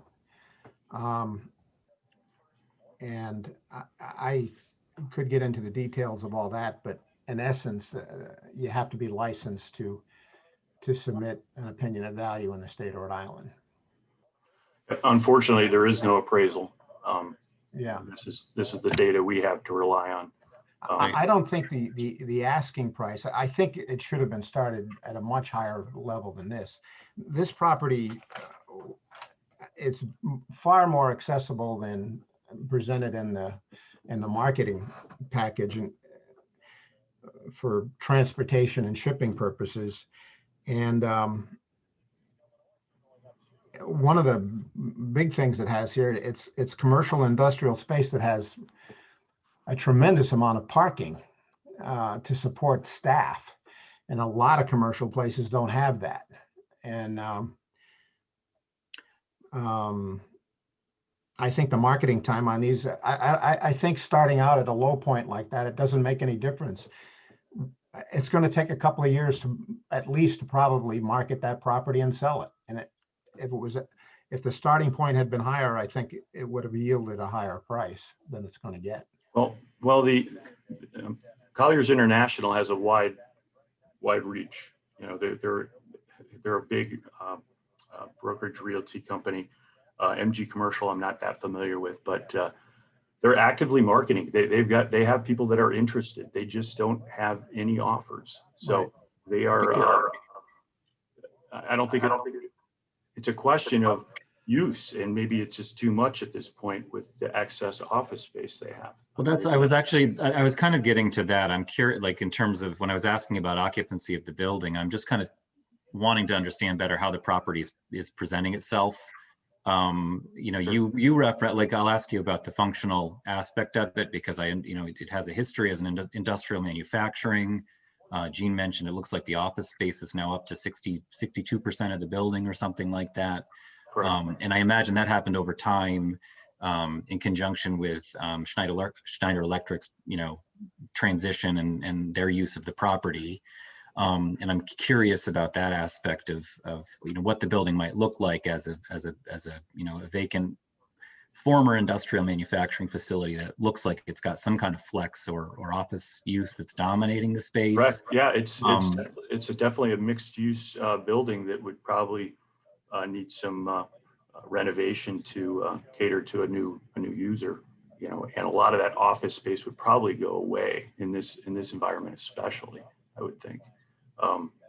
Right. I mean, it's interesting because I read the analysis by MG Commercial, and it looks like it could be positioned as a, kind of a corporate headquarters type property, which I think would be more consistent with the office space that currently exists. You said the phrase white elephant, but I can imagine where, some of the challenges with the property might make it difficult to market. And as Gene said, might take longer to find the right user. Right. The realtor had indicated 18 months, and it's coming up on 1 year now. So. Yeah, that's my other question is, so when the property, I'm curious when the analysis was done that was presented. Is that sometime April 2020? That's correct. So yes. Right. April 2020. But I did want to emphasize, because I do understand the reassessment cycle in Rhode Island, that a lot of this data was pre-reassessment, and it was right around the $30 per square foot. I'm curious though, the thing that is on my mind when I'm receiving an analysis that was done in April 2020 and considering how that affects the marketing of the property under the current conditions, and also given that a significant portion of the property is office space, I just wonder the impact of the COVID pandemic on marketing, whether that influenced the broker's opinion, rendering that opinion in April 2020, and how that might be impacting the types of users that are coming to look at the property. Industrial seems to be doing well under current market conditions, but I know office space is depressed. Sure. But I'm just like, and I'd like to kind of separate out the different circumstances and factors that might be going into the the broker's price opinion for marketing the property. And I acknowledge the data and information too that was presented, which shows. Yeah. Well, I think, and I'll just say it's MG Commercial is a prominent broker in the area, and they're well respected. And the data presented is that's showing a number of sales in that price range of $30 a square foot. It doesn't seem outside of the ballpark. These are relevant sales. Many of them are kind of corporate type properties. Many of them have a mix of office and industrial space. Superior location in terms of highway access or location within a business or corporate park, which this property does lack. But I mean, if you could speak to the COVID impacts maybe, and if there's been any kind of discussion or strategy around marketing this property under these market conditions, so we can kind of maybe separate that out from the other data that goes into the. At the time of the broker's opinion of value in April 2020, I'm sure at that point we didn't have the full scope of the COVID impact. So I think that actually it was maybe an optimistic. The data there wasn't a lot of data for COVID sales at that point, obviously. So he's relying on when things were better, obviously, with the data in the packet. So again, I would assume that the office portion is an issue. As you said, the industrial warehousing is probably that's a plus with this building at this point. But there is interest but no offers, and that's surprising because the $9 million does seem reasonable for the building, more so than the 16.5 where it's currently at. I could get more details as far as what the COVID situation is. The last I heard from the director of real estate with Schneider is that there is plenty of interest. They just have not had one offer. So. And I guess it also, the question that's raised, because we're looking at this as marketing materials from a broker, and a company that has other business priorities. Mm-hmm. And I'm just also trying to factor in what the motivation of the seller might be here, whether this is something that they're looking to kind of get off their books and liquidate, if that might impact their approach to the property, how much weight we can put on the $9 million asking price and considering the value. It does, certainly I can raise an eyebrow at if it's listed for $9 million and assessed for $16 million, that is of note to us.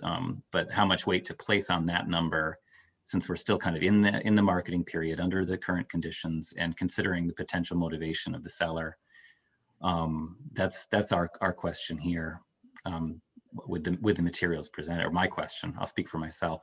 My question. The fact that they did get a broker's opinion of value indicates to me that, and Schneider's not in a distressed situation. It's not like they're trying to liquidate this. They are patient. It's been on the market. They have an asking price. They have not lowered their asking price.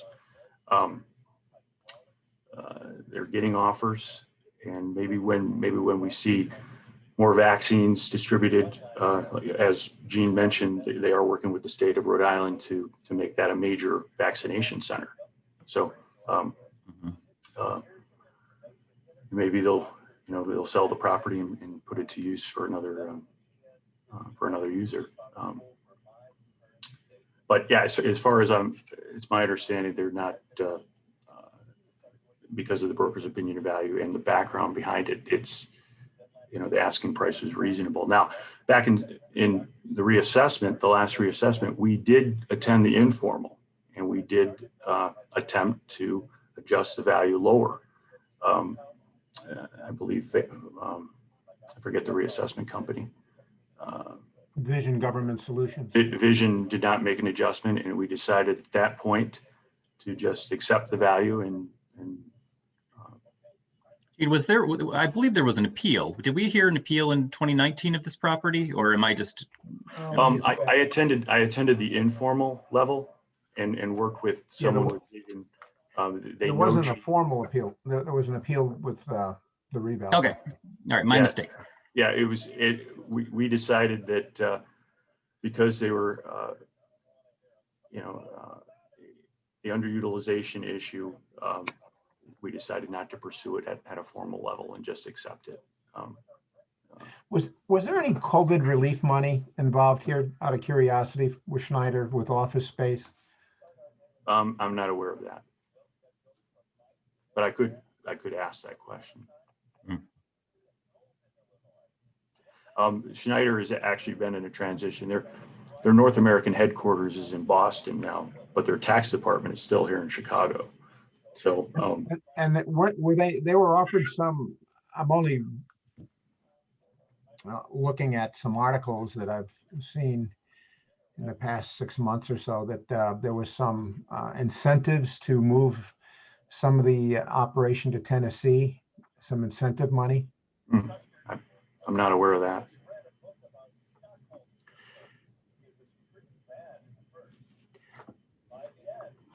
My big dilemma is the something of this magnitude that there wouldn't have been an appraisal done by a commercial appraiser to not only support the listing price but the appeal. Well, we could certainly look into that. I think it would probably support what for this appeal, everything would have had to been submitted within 48 hours before, so the board had it to consider. But I mean, that people within the industry for something of this level would, I think it should have been done on a lot more formal basis than. Well, Gene, our approach was we wanted to work with the town, and I believe we even offered to withdraw this year's appeal if future years could be incrementally reduced. Right. That's what we want. That's our approach. We don't like to go to court and have the client, and most clients don't want to absorb a lot of costs, to fight. Yeah, but for me personally, I would have needed something of far more substance than submitting 50 pages of listings and without. Well, I think the listing the property at 9 million and you have it at 16.5. Yeah, I know, but I don't listing the property along with all the sales data. Yeah, I understand what you're saying. I mean, I'll just interject as a board member here where I'm coming from, because that is the dilemma that I'm faced with here too. There's a lot of information that was presented. Some of it is noteworthy to me. And certainly the asking price is suggestive of some discrepancy between assessed value and market value. And the difficulty I face here is you know, with such a wide spread, is what remedy do we have based on the information presented to address it? And so I think this comes up. This came up, you know, earlier at this meeting. Is, you know, where do we go? What information do we have to kind of nail down any adjustment that we might make? And and that's why, I mean, I'm asking questions about to try to understand the marketing materials that were presented, because they're, you know, there is something there that's noteworthy to me. I just don't know if I'm completely comfortable, you know, or have a strong basis to make a decision about an adjustment. That's how I feel. And hearing you and Gene go back and forth, it seems like you guys have something to discuss and talk about. But yeah, for my purposes, I'm trying to, you know, I'm just trying to nail down what I have to make a decision on, what basis I have for a decision. It sounds like there's you know, and if there's a revaluation coming up, that, you know, there might be a good conversation. Certainly you know, a real estate appraisal from a commercial appraiser would be useful. And I, you know, based on what I'm looking at, could well, you know, show in a clear way that there is a discrepancy. Those are kind of some of my thoughts as I'm thinking through this, listening to the conversation and considering the materials. And I've done a lot of talking. I don't want to talk over Ken and Bill too, but I'm curious their thoughts as to how to go about our job here today. It's exactly the same thing. Commercial expertise than I'm going to have, because I'm more on the residential side. But one thing that just stays in my head is that marketing in COVID, a property like that, has to be a major factor as we sit here in today's time. This assessment was based in 2018, which we previously talked about another one. And that's the one that's hard for me to wrap around what the value might have been then.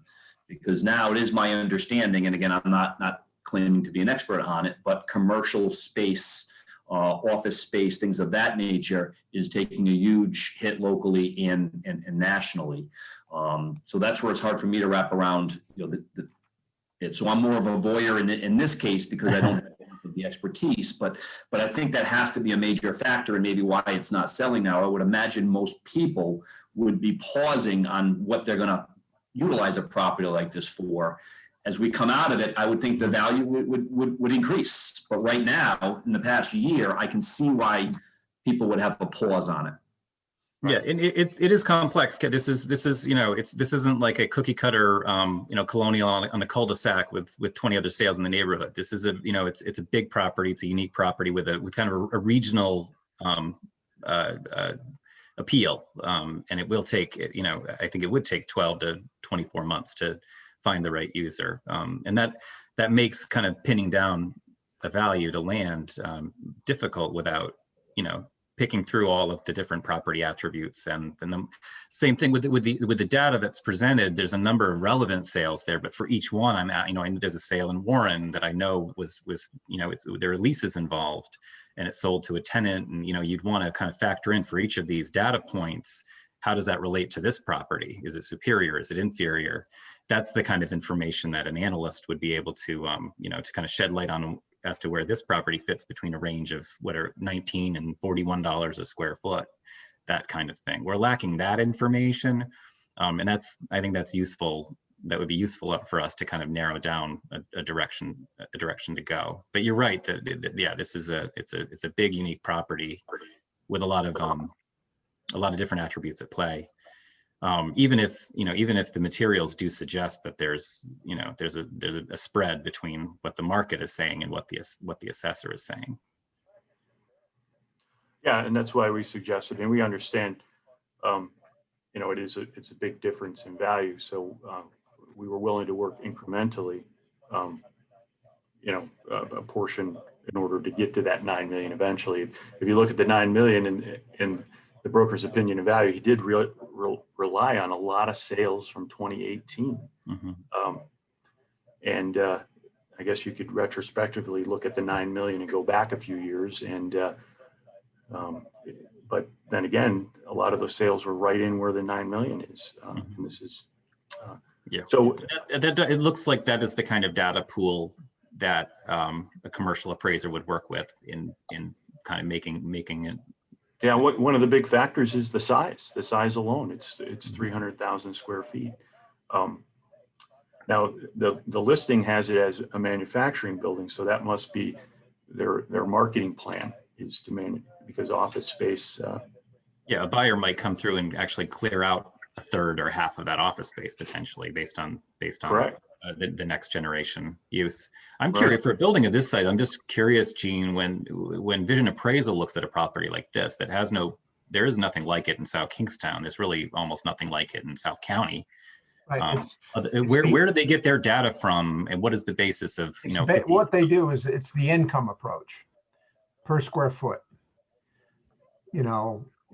Vacancy deducted by vacancy expenses divided by a cap rate. They send out questionnaires, and they sent one to Schneider Electric asking, for input. And then what they do is use their own market data that is derived from what people are reporting. So when people report, that data is used. So these Right. numbers on this income valuation, is that actually Schneider's numbers on the? Well, Actually, it couldn't be because the property's owner occupied. That's So correct. Right. there would be, I question the utility of the income approach is, it's applicable in some sense, but I don't think Schneider would have had rents and operating expense data for the assessment. I'm curious about something. I don't necessarily know if you can clear this up, Rob, but what is the relationship between Schneider Electric and the former owner, APC? Schneider acquired APC. They acquired the entire company. They went on an acquisition spree. There was never a deed recorded transferring this property from APC to Schneider.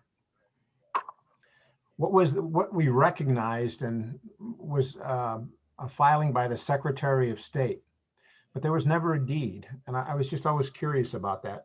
We accepted the deed, the Secretary of State's filing, but you would think that they would transfer the property with a deed. Yeah, I'm not.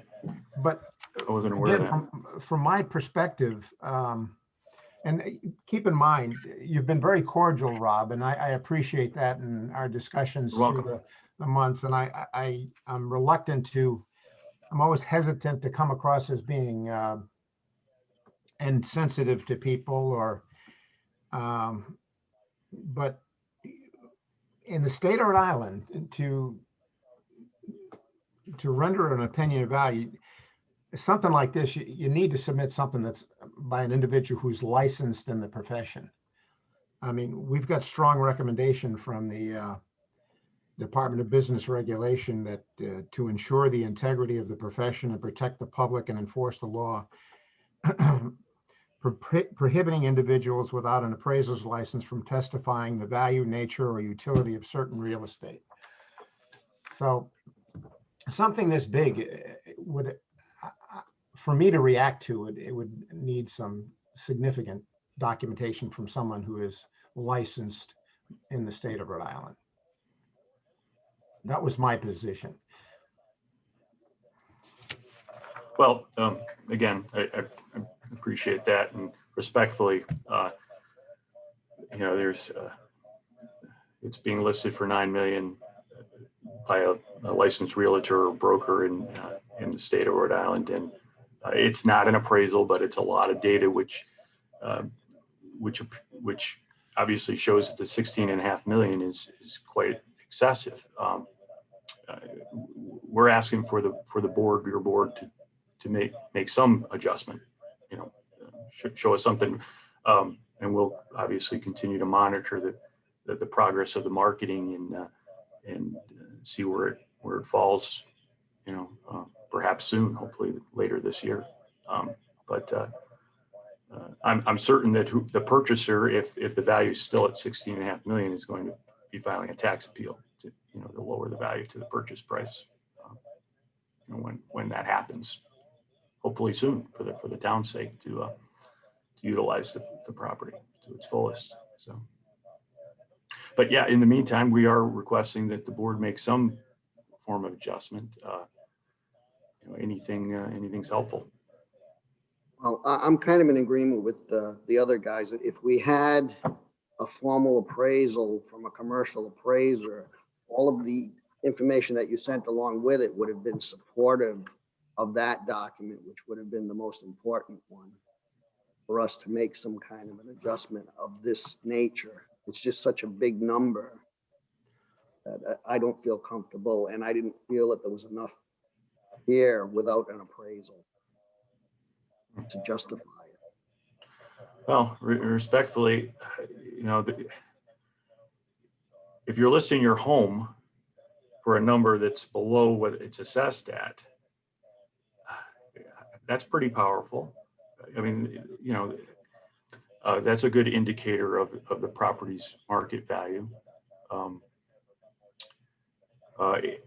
It's interesting that Rob, it's I interesting. the disagree current- with that. What if you had listed AP Schneider Electric at $5 million? I mean, what kind of credence would you put on the listing price? Well, if there's as in this case, a broker's opinion of value, which would support that number, it's I think it's supportable.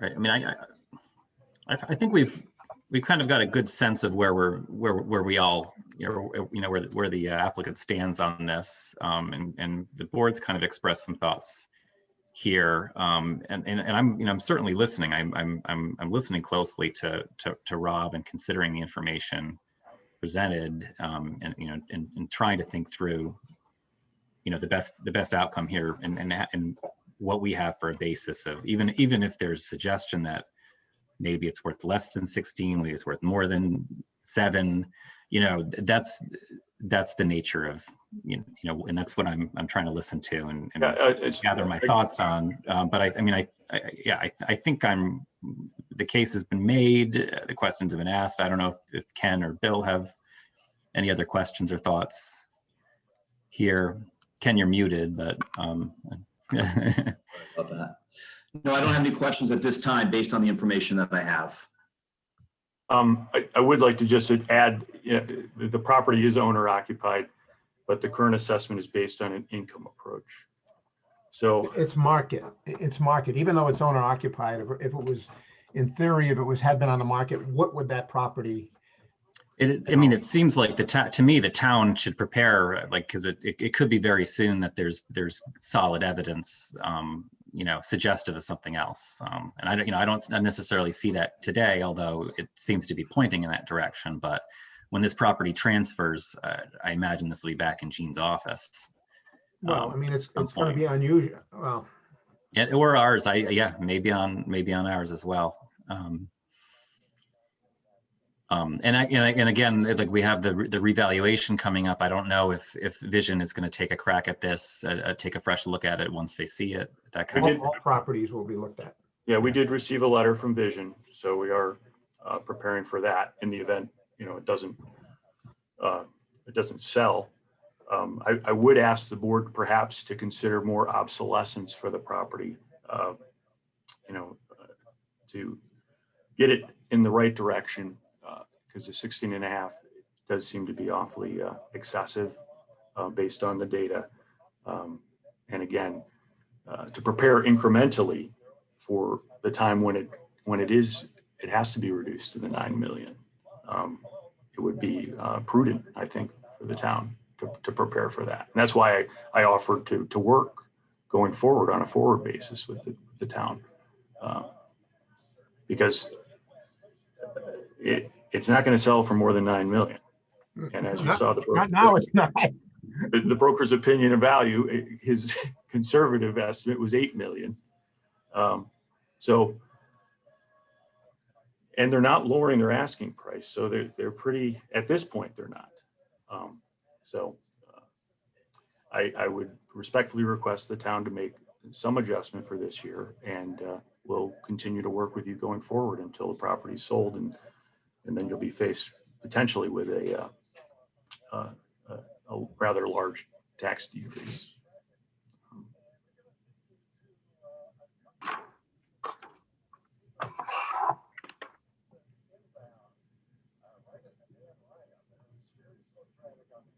That's it. And any other comments?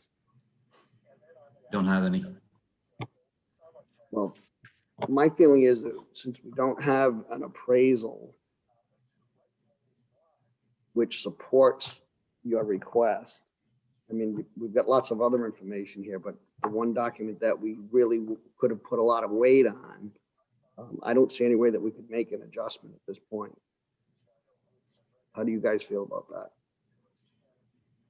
And we haven't been in the property, so we don't know about as far as depreciation. We don't have any interior photos, do we, Gene? We didn't get anything for this property. No, it was stated in the letter if they wanted to submit interior photos within 48 hours before the meeting, they could.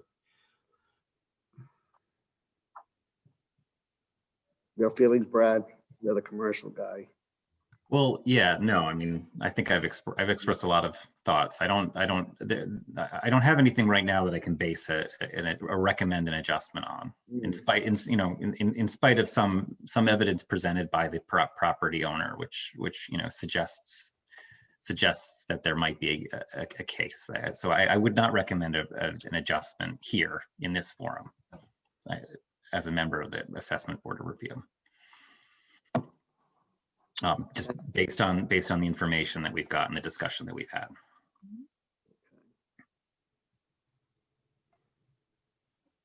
Feel the same way, Ken? I think so. Yeah, based on what again, you guys are more advanced with this, with being appraisal and commercial, but yeah, based on my information, I certainly think it's something that in the future will need to get worked on with Vision in the town and Gene going forward, because the current market conditions are getting very different today for this type of a property, in my opinion. So I don't have anything to add one way or the other. Okay, so I guess I'll make a motion that we leave the assessment as is, based on discussions we've had and what we've done during the meeting here. Do I have a second? I second that. Okay, and we'll call a roll call vote. I'm the chairman, William Salerno. I vote to approve the motion. Brad? Brad Heavenor, yes. Kenneth Monroe, yes. Okay. Thank you for your That- time. That's a yes, not to change the assessment. Yes, yes, not to change the assessment. Gene, would you be open for a conversation at some point? Yeah, we can talk, but Because we would propose to work with you informally for 2021, rather than going to Superior Court. yeah, okay, I'm not going to say we're not going to have a conversation now. Okay. All right. Well, thank you for your time and your consideration. I appreciate it. Okay, thank you. Thank you too. Take care. Okay, that brings us to the last one for the day, which is 344 Main Street. Good morning. Good morning, how are you? Good. Can you hear me? Yes. Yep. All this high-tech stuff, I'm not sure if it works or not. I count by Either way, we hear you. Yeah, you're in good company. so. I count by advocates, so that tells you where I come from, right? So appreciate your time. We had submitted some information with some comparable sales, looking to reduce the assessed value of our property. Hopefully you're aware we bought it in 2016, paid $900,000. This is the Kenyon building that we're discussing. Mhm. Looking at sales, which are very thin, as well as the challenge we faced in a market trying to get a sense of what tenant rents could move up to, if anything, and with COVID and everyone being, in essence, a small business owner, we've had to provide, some rent relief and stagger some terms. So we really think that there isn't much upside to where we are currently. And with that said, we were looking to reduce it to what I thought was a very fair number of 925. I mean, I'd like to reduce it further, but trying to be fair to us and to the town, I felt that was the appropriate number that we should see the value on it. Because I don't believe we're going to get much more than what we paid for it if we were to put it for sale at this point.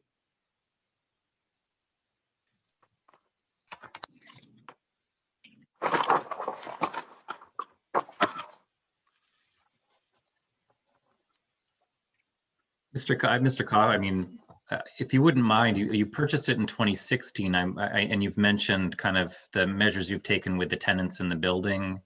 I'm just Yes. curious in terms of like rent abatement and things like that. Has this been occurring over the course of your ownership, or is it something more recent, or kind of responsive to the the economic climate because of COVID? If you wouldn't mind walking us through Well, what was in place when you bought the building, and how the Sure. relationship with tenants, vacancy, things like that have been impacted over time, that would be helpful. Sure. The South County, I just forgot the name. I'm sorry. The food co-op was in there. Right. And where World War II Foundation is now. And they unfortunately just hit a barrage of bad luck and challenges almost as soon as we bought it. And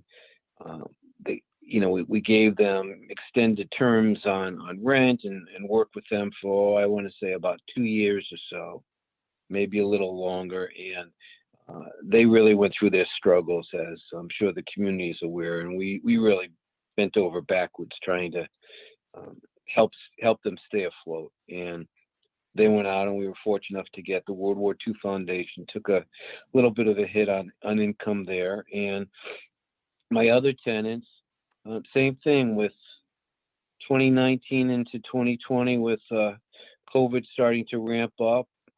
We had several months where we were getting minimal rent. We forgave rent on a couple of months for some of our tenants, and we forego some of the increases that we had scheduled. And we really are in a position that we can't really recoup what we've given up, but we're happy that everyone seems like they're coming through this turn of events and surviving, which was our goal. I mean, we're not looking to squeeze people for the last dollar. What we're looking to do is have some kind of stability in a economic scenario that everyone can live with. So, the lower I make the taxes, the lower the values, the less I have to push through any kind of increases, and it's helpful for everybody. I'm So a I little don't bit know familiar. Go ahead. Please, I don't know if I answered your question, but Yeah, no, that's helpful. I'm familiar with the building a little bit, and I'm curious if you could maybe speak to the because I know there's different building levels. You've got the retail space, which I'm sure is like a big part of your income, but I know you've got upper story space and lower story space. If you could speak to how it's been marketing office space and kind of below grade space that you've got in the building, a little bit about that too, if there's been any kind of impact on the lower utility type units that you've got. Well, we had a vacancy for quite a while. In the basement, there was a barber shop that you may or may not recall, and he elected to come out of the basement to a first floor somewhere else, and that was vacant for several months. We've been fortunate enough to bring in a seamstress who's an absolute delight, and the rent is minimal because it's lower level space. I have a cobbler in the other side, which was a custom fly fishing rod company for a few years. He went vacant on me for that must have been better than a year till we stumbled across Max's Shoe Service. Again, basement space, really can't get much for money there. The first floor, I mentioned the food co-op had gone out and took us a while, and we were fortunate enough to get the World War II Foundation, but we had to take a hit on the space that they're occupying. The other tenants have been pretty stable. On the upper floor, you have Prism Lighting, which was involved with helping the municipalities with the street lights. They're still in there, but I'm understanding that they could very well be, that space could be coming up, and I have that being quietly marketed. So if you know of anyone who wants nice office space, by all means, call me. This is, I mean, it's And, interesting in to the us back- because I think we observe on Main Street, you know, that there's pretty solid occupancy, at least for street level retail. You know, there seems to be demand and not a lot of. I don't know, From- with all respect, I don't know if I agree with that because, when I go down there, I'm seeing vacancies on the street and every couple of months, somebody may get filled, but then there's another vacancy that rolls along, so. Right, the I turnover agree that- seems to hurt. Yeah, I get that. Yeah, no, listen, I think it's a very desirable part. It has a very unique rhythm and sense that I think is very attractive to small businesses. That's why we bought the building. And I think it'll come back hale and whole at some point, but it's not at that stage yet. And, we've been lucky with the tenant mix we've had. However, our generosity is based on having hearts in the right place, but we're also involved here trying to keep a building afloat. And as a business, we want to be profitable. So I can't subsidize my tenants to the point that I lose so much money that it's just not economically feasible. And I'm sure you hear this from everybody coming to see you, but unfortunately, we're at a point where every little bit helps. Every last dollar that's not an increase means potentially when I have a lease coming up, I may not need to have as high an increase because my tax bill hasn't gone up substantially. I mean, we've done whatever we can to try to make the building more efficient, but it is what it is. So with that said, the comps I provided, providing a range of square footage costs, and I figured that it was probably worth somewhere around the $60 to $65 square foot range in terms of valuation, which would put me about the middle of the range of the comparable sales I had provided to you. I'm not looking to pound the lowest end, and I'm certainly not looking to agree to the higher end of what I found. So I was trying to be as fair as I could, and appreciate your consideration, and hopefully you'll accept my number. I don't know if we've heard from Gene on this one yet, but I don't know if you have any thoughts, Well, Gene, on the approach to this. Gene. My feeling on this was we've got an assessment of 1,034,000. He believes it's worth 925. That's like 10%, a 10% difference.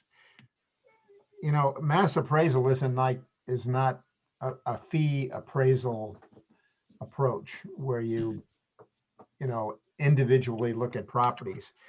And, the IAAO standards, I mean, when you're within 10%, I mean, you're okay for mass appraisal purposes. Other than that, the comparables listed on the front sheet here of the property, I mean, were not really similar properties. But that was my basic feeling was, I mean, we're at like 10% of where the assessed value is. It was too close of a percentage for me to make an adjustment. And without, again, we're going back without having an appraisal submitted by a commercial appraiser and some documentation. I thought the assessment was fine for those reasons. And the assessment in this case is probably based on your income conclusions for vision. It's based on an income approach, correct? Right. And just so we're clear, this still is an appraisal based of 2018. So the fact that, Correct. well, Yes, it's based on the date of the last reevaluation. I completely understand and lived through some of the COVID issues with some of the commercial rents. That's now, and I feel I have to look at it more of the time period. And I do believe we are in a blip on the negative side currently, which again, I feel for Alex and any commercial owner, but I do think we will come out of that. And within the next year, I believe we will have more normalcy. And even as we go into the spring and summer, I think that Main Street will come back a long ways. They're starting to flood back into town. My gauge over the last year believe it or not, one of the gauges in town is Brickley's Ice Cream. Have you gone through town? I went through town last weekend on Sunday. Yeah, they're I could open not- and they've got a line down the block. Absolutely. Yeah, I could not believe the amount of people that were in downtown Wakefield because of Brickley's Ice Cream. I mean, it was that line went down from Brickley's all the way down to Mr. Kaufman's property. People waiting I mean, I don't know if I'd wait an hour and 15 minutes to get an ice cream cone. But they want to get out now. People are starting to Right. starting to flood downtown again. And frankly, Brickley's Ice Cream has been the biggest draw since that went in. It's been the biggest draw in town to have people come downtown, and it's helped a lot of businesses. And I think this year is going to be a much better year for. Well, there's no question that things are going to improve. The reality is, I have to deal with my tenant base and the values and the income streams that I have now. And people are very gun shy. People have been hurt. People have been doing whatever they can to survive, and they're just not able to see a rosy future and look at numbers going up. So, as I said, I think the number we're looking at and what in today's climate would be very fair and helpful in terms of being able to have a little more flexibility with my tenants at the same time. And I'll also acknowledge it does seem like some of the difficulties with the property preceded COVID. I mean, sometimes it's hard for us when we have multi-tenant properties like this. We're looking at kind of a property specific and tenant specific circumstance where there's turnover, or, that you mentioned the food co-op and the museum, those can have a big impact on, the property owner's bottom line in those years, even if it's 2017, 2018. Which is sometimes reflective of the particular circumstances of the business located there, and is also in some way connected to and related to the market, which is what we're trying to think about as well, and keep in mind too. It would be interesting to, and I think what we're missing here a little bit, is the income analysis, and that would be with the upcoming revaluation. I wonder if the rents and the vacancy and cap rates that are being used by the assessor are reflective of the last 5 years of ownership of the property or not. And that would be something to I don't have that information in front of me. Gene, I don't know if you make, I think you make requests of property owners to provide kind of an income and expense sheet, or if you had access to that, or if you could talk a little bit about what you request from owners of properties that are income producing, and what you've received and how that factors into the assessment. Maybe tell us about how that applies here. It's an income questionnaire, basically covering all aspects of any income they're receiving from the property, and asking a detailed listing of their expenses, and to put into the vacancies they're having in their operation. So it's a questionnaire that we send out. We did not receive one back from 187 Associates, and there was not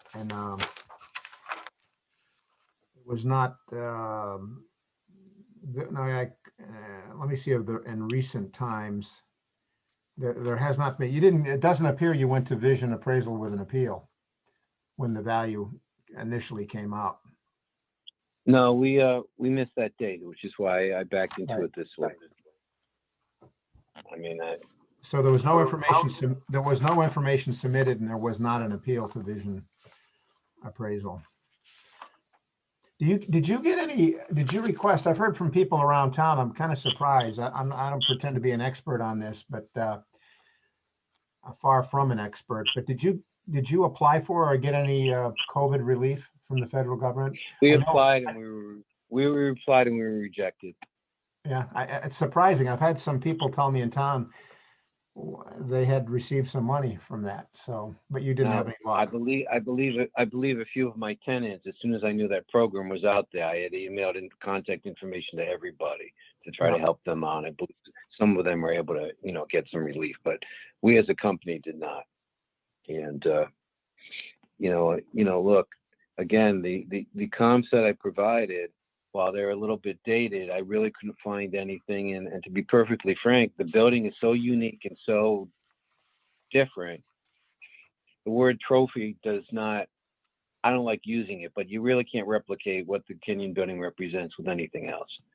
So it's a little hard to, I can't find a little strip mall and say, you know, here's a similar property. There's a panache, there's a history, there's a curb appeal, there's a location factor. All these things make it, when you blend them together, it really is a unique kind of property that is a little bit of a quirkiness and a pride of ownership that, you know, we're well familiar with. I grew up on the beach in Narragansett every summer, so remember going to the Kenyon building to get clothes with my mother when I was a little boy. So, I mean, there's a long affinity and a sense of that. So I came up with what I felt were somewhat similar properties and values. And yes, we're only asking for a 10% reduction, but I'd like to see that because it helps both us and what we're doing, looking forward to what we may have to do in terms of increasing rents with our tenants down the road. So it's not much that I'm looking for, but it would be helpful.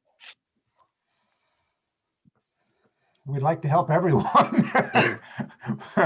I mean, everybody wants their taxes reduced. But from my perspective, I mean, without an appraisal, without documentation submitted on your income and expenses, no appeal to a vision when the value came up, we're within 10% of the purchase price when it was purchased. I don't know. That was my position. Yeah, and another thing Alex is saying, but again, as we've dealt with in the previous thing, that the data that we have in front of us to support that decision, I feel is lacking as we do it. I think that working in the future, these points can be made, and I think Alex can utilize some of the suggestions we're making via appraisal, filling out that stuff, working with vision would be appropriate. I just struggle with the data that I have in front of me. Any decisions to change anything. Yeah, it would be interesting because it would be good if even if we had a kind of a rent roll or income and expense statement that's kind of actual, that we could compare to the assessor's kind of pro forma income approach, which is where they place their weight and that conclusion. But yeah, it is a unique and a special property, and I think Yep. The way to position it between there's the sales data presented kind of all over the state. None of it really is close, but it kind of surrounds what your property might be worth. It would take an income analysis, I think, to really nail down, you know, what is this particular property? What is it, you know, how does it function in the market? What kind of rents does it get? So that kind of thing. With all due respect, 336 Main Street, which is the office building next door, was one of the comparables I gave to you. So, I mean, that was literally our budding property. The neighbor, So yeah. to say they're all over the state and not, not quite relevant. I mean, again, Well, that one there sold wasn't for a $1 lot million. to farm. Yeah, it was. But if you look at the square footage, that was like $79 in a better quality building in terms of utility of the building, which is why I elected to go at a lower square footage price per square foot. So it's not like I looked at properties that were far flung and not related. Right. So and there wasn't a lot of true. information to find. So Yeah, I mean, I acknowledge that. That's right. 336 Main Street was $1 million sale in 2018. that's right. That building, you talk about functional, that was an old bank. That was you talk about functional obsolescence for anybody to go in there. It probably exceeded anything that we had in town. They went in there after they bought it. They went in there and gutted the entire building like in a year-long project to try to get it back to something that they could use. But they paid $1 million for it in the condition that it was in.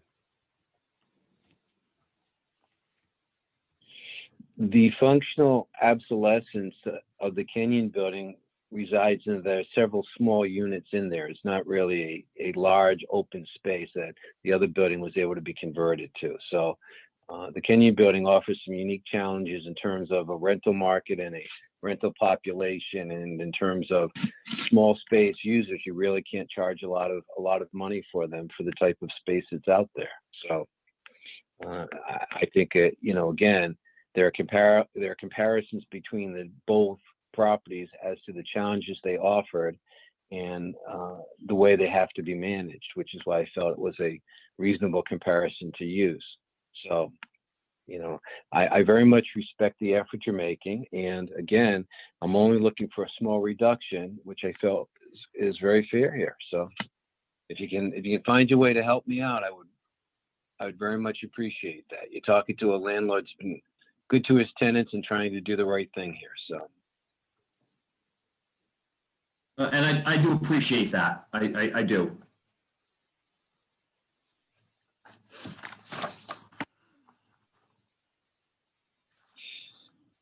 Well, at the risk of sounding overly legalese, I plead for the mercy of the board here to help me out. So.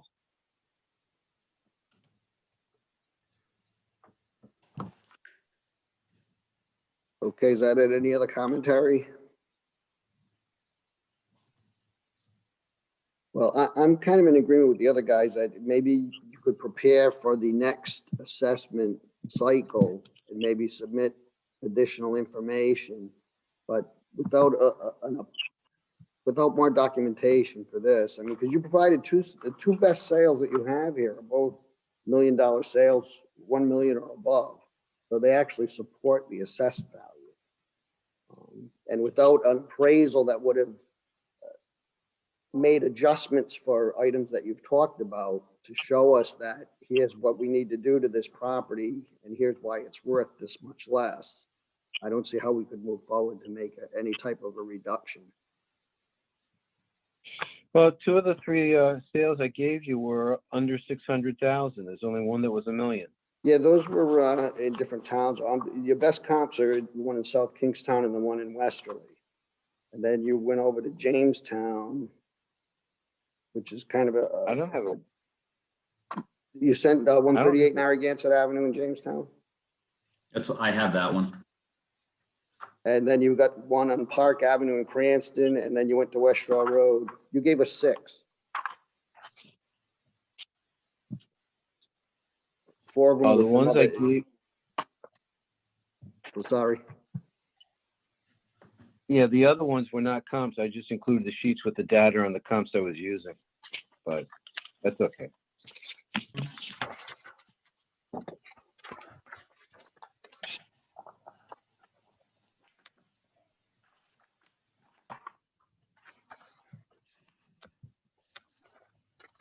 So I guess I'm ready to make a motion on this unless someone else wants to have any kind of comment. I make a motion that, Yeah, go ahead, Bill, go ahead. I make a motion that we do not change the assessment of this property at this point in time based on the information that we have reviewed. Any second? I'll second. For a second, we will take a vote on this. I'm the chairman, William Salerno, and I vote to approve the motion to make no change to the assessment. Brad? I'll say yes. Ken Monroe, and I also say yes on making a motion or agreeing with the motion not to change the assessment. Okay. And that takes care of the last item on the agenda. Thank you very much, Mr. Kaufman. Thank you for your time. Okay, since there's no other business, I make a move to adjourn the meeting. Any second? I second the motion to adjourn. We'll take a vote on it to adjourn the meeting at 11:28 a.m. And the chairman votes yes. No roll call needed on adjournment. That's, Okay. you gotta Yes. pass on that. Hey, nice job doing this remotely for the first time. I think it went very well, and maybe it did take a little longer than in person, but you went through each one on its own, considered it on its own. So nice job. Very hard not going through the properties, though. I will say that it will make our job harder if we have to continue this. because that visual is important. Now, I happen to know the Kenyon building very well, but I do not know APC, or as I refer to it as APC, Schneider Electric, very well. So that was a hard one for me. I don't know how to give proper input on that. But the other ones, I think we did fine, based on how I feel. I don't know how, Gene, you feel about it, but I think it did go as well as. For our really- first Zoom meeting, I thought it went really well. I mean, I tend to get worked up about a lot of things. Wendy's smiling because she knows how jacked up I get about everything. But I'm pretty happy how this went. I'm just glad we all could communicate. I'm happy about basic things. We made it through. We did, and I feel I do regret we kept Mr. Kaufman waiting for over 2 hours. That was a little bit rough, but I think it went Yeah. great. And Bill, I'll just say, you did a nice job chairing the meeting. I appreciate thank that. you. It's a lot of pressure to keep things Well, I know I keep spent a couple conversation hours going. writing stuff up yesterday. Mr. Technology, Bill. Yeah, because that's good. I'm the social distancing person. I've always been. Yeah. I'm crazy. You We work can by yourself. keep you as chair for the rest of for the foreseeable gotta- future. We got to acknowledge Jessica and Wendy for Yes. helping us out. Thank you. Thank you. Every turn, I was either going to Jessica or Wendy saying, how do I do this? How do I do that? Thank you, They guys. did a We lot of appreciate communicating. They your did a time. tremendous No, job. it felt really thank you, good to Amy. have. It felt really good to have them backing us up here and setting us up. Yeah, I know we didn't Thank use you. the little handy. And thing, Amy, but it did thank seem you like for it telling worked. us what we could do and what we can't do. Big help. Keeping an eye on us. Yeah. Well, we didn't screw up that bad, Amy, right? That's what you're telling us? Nothing that can't be corrected now. Just kidding. You guys, no problem. You did the right thing, I think, on each and every one. Oh, good, thank you. Yeah, a lot of it just has to do with they need to properly give us more information that is irrefutable. Otherwise, you're throwing opinions out there. I feel bad for the one, but COVID times is different now. Next year when it's great, is he going to come back and say, add another 10%? So I just had to look at it that way. But Yeah, sometimes we can only really be responsive to what we see before us, rather than take somebody else's word for it. Like. Right. So I think that kind of told us where we needed to go. yeah, sometimes there's just not enough proper information, and you guys pointed that out very, very, very well. Thank you. Hey, Gene,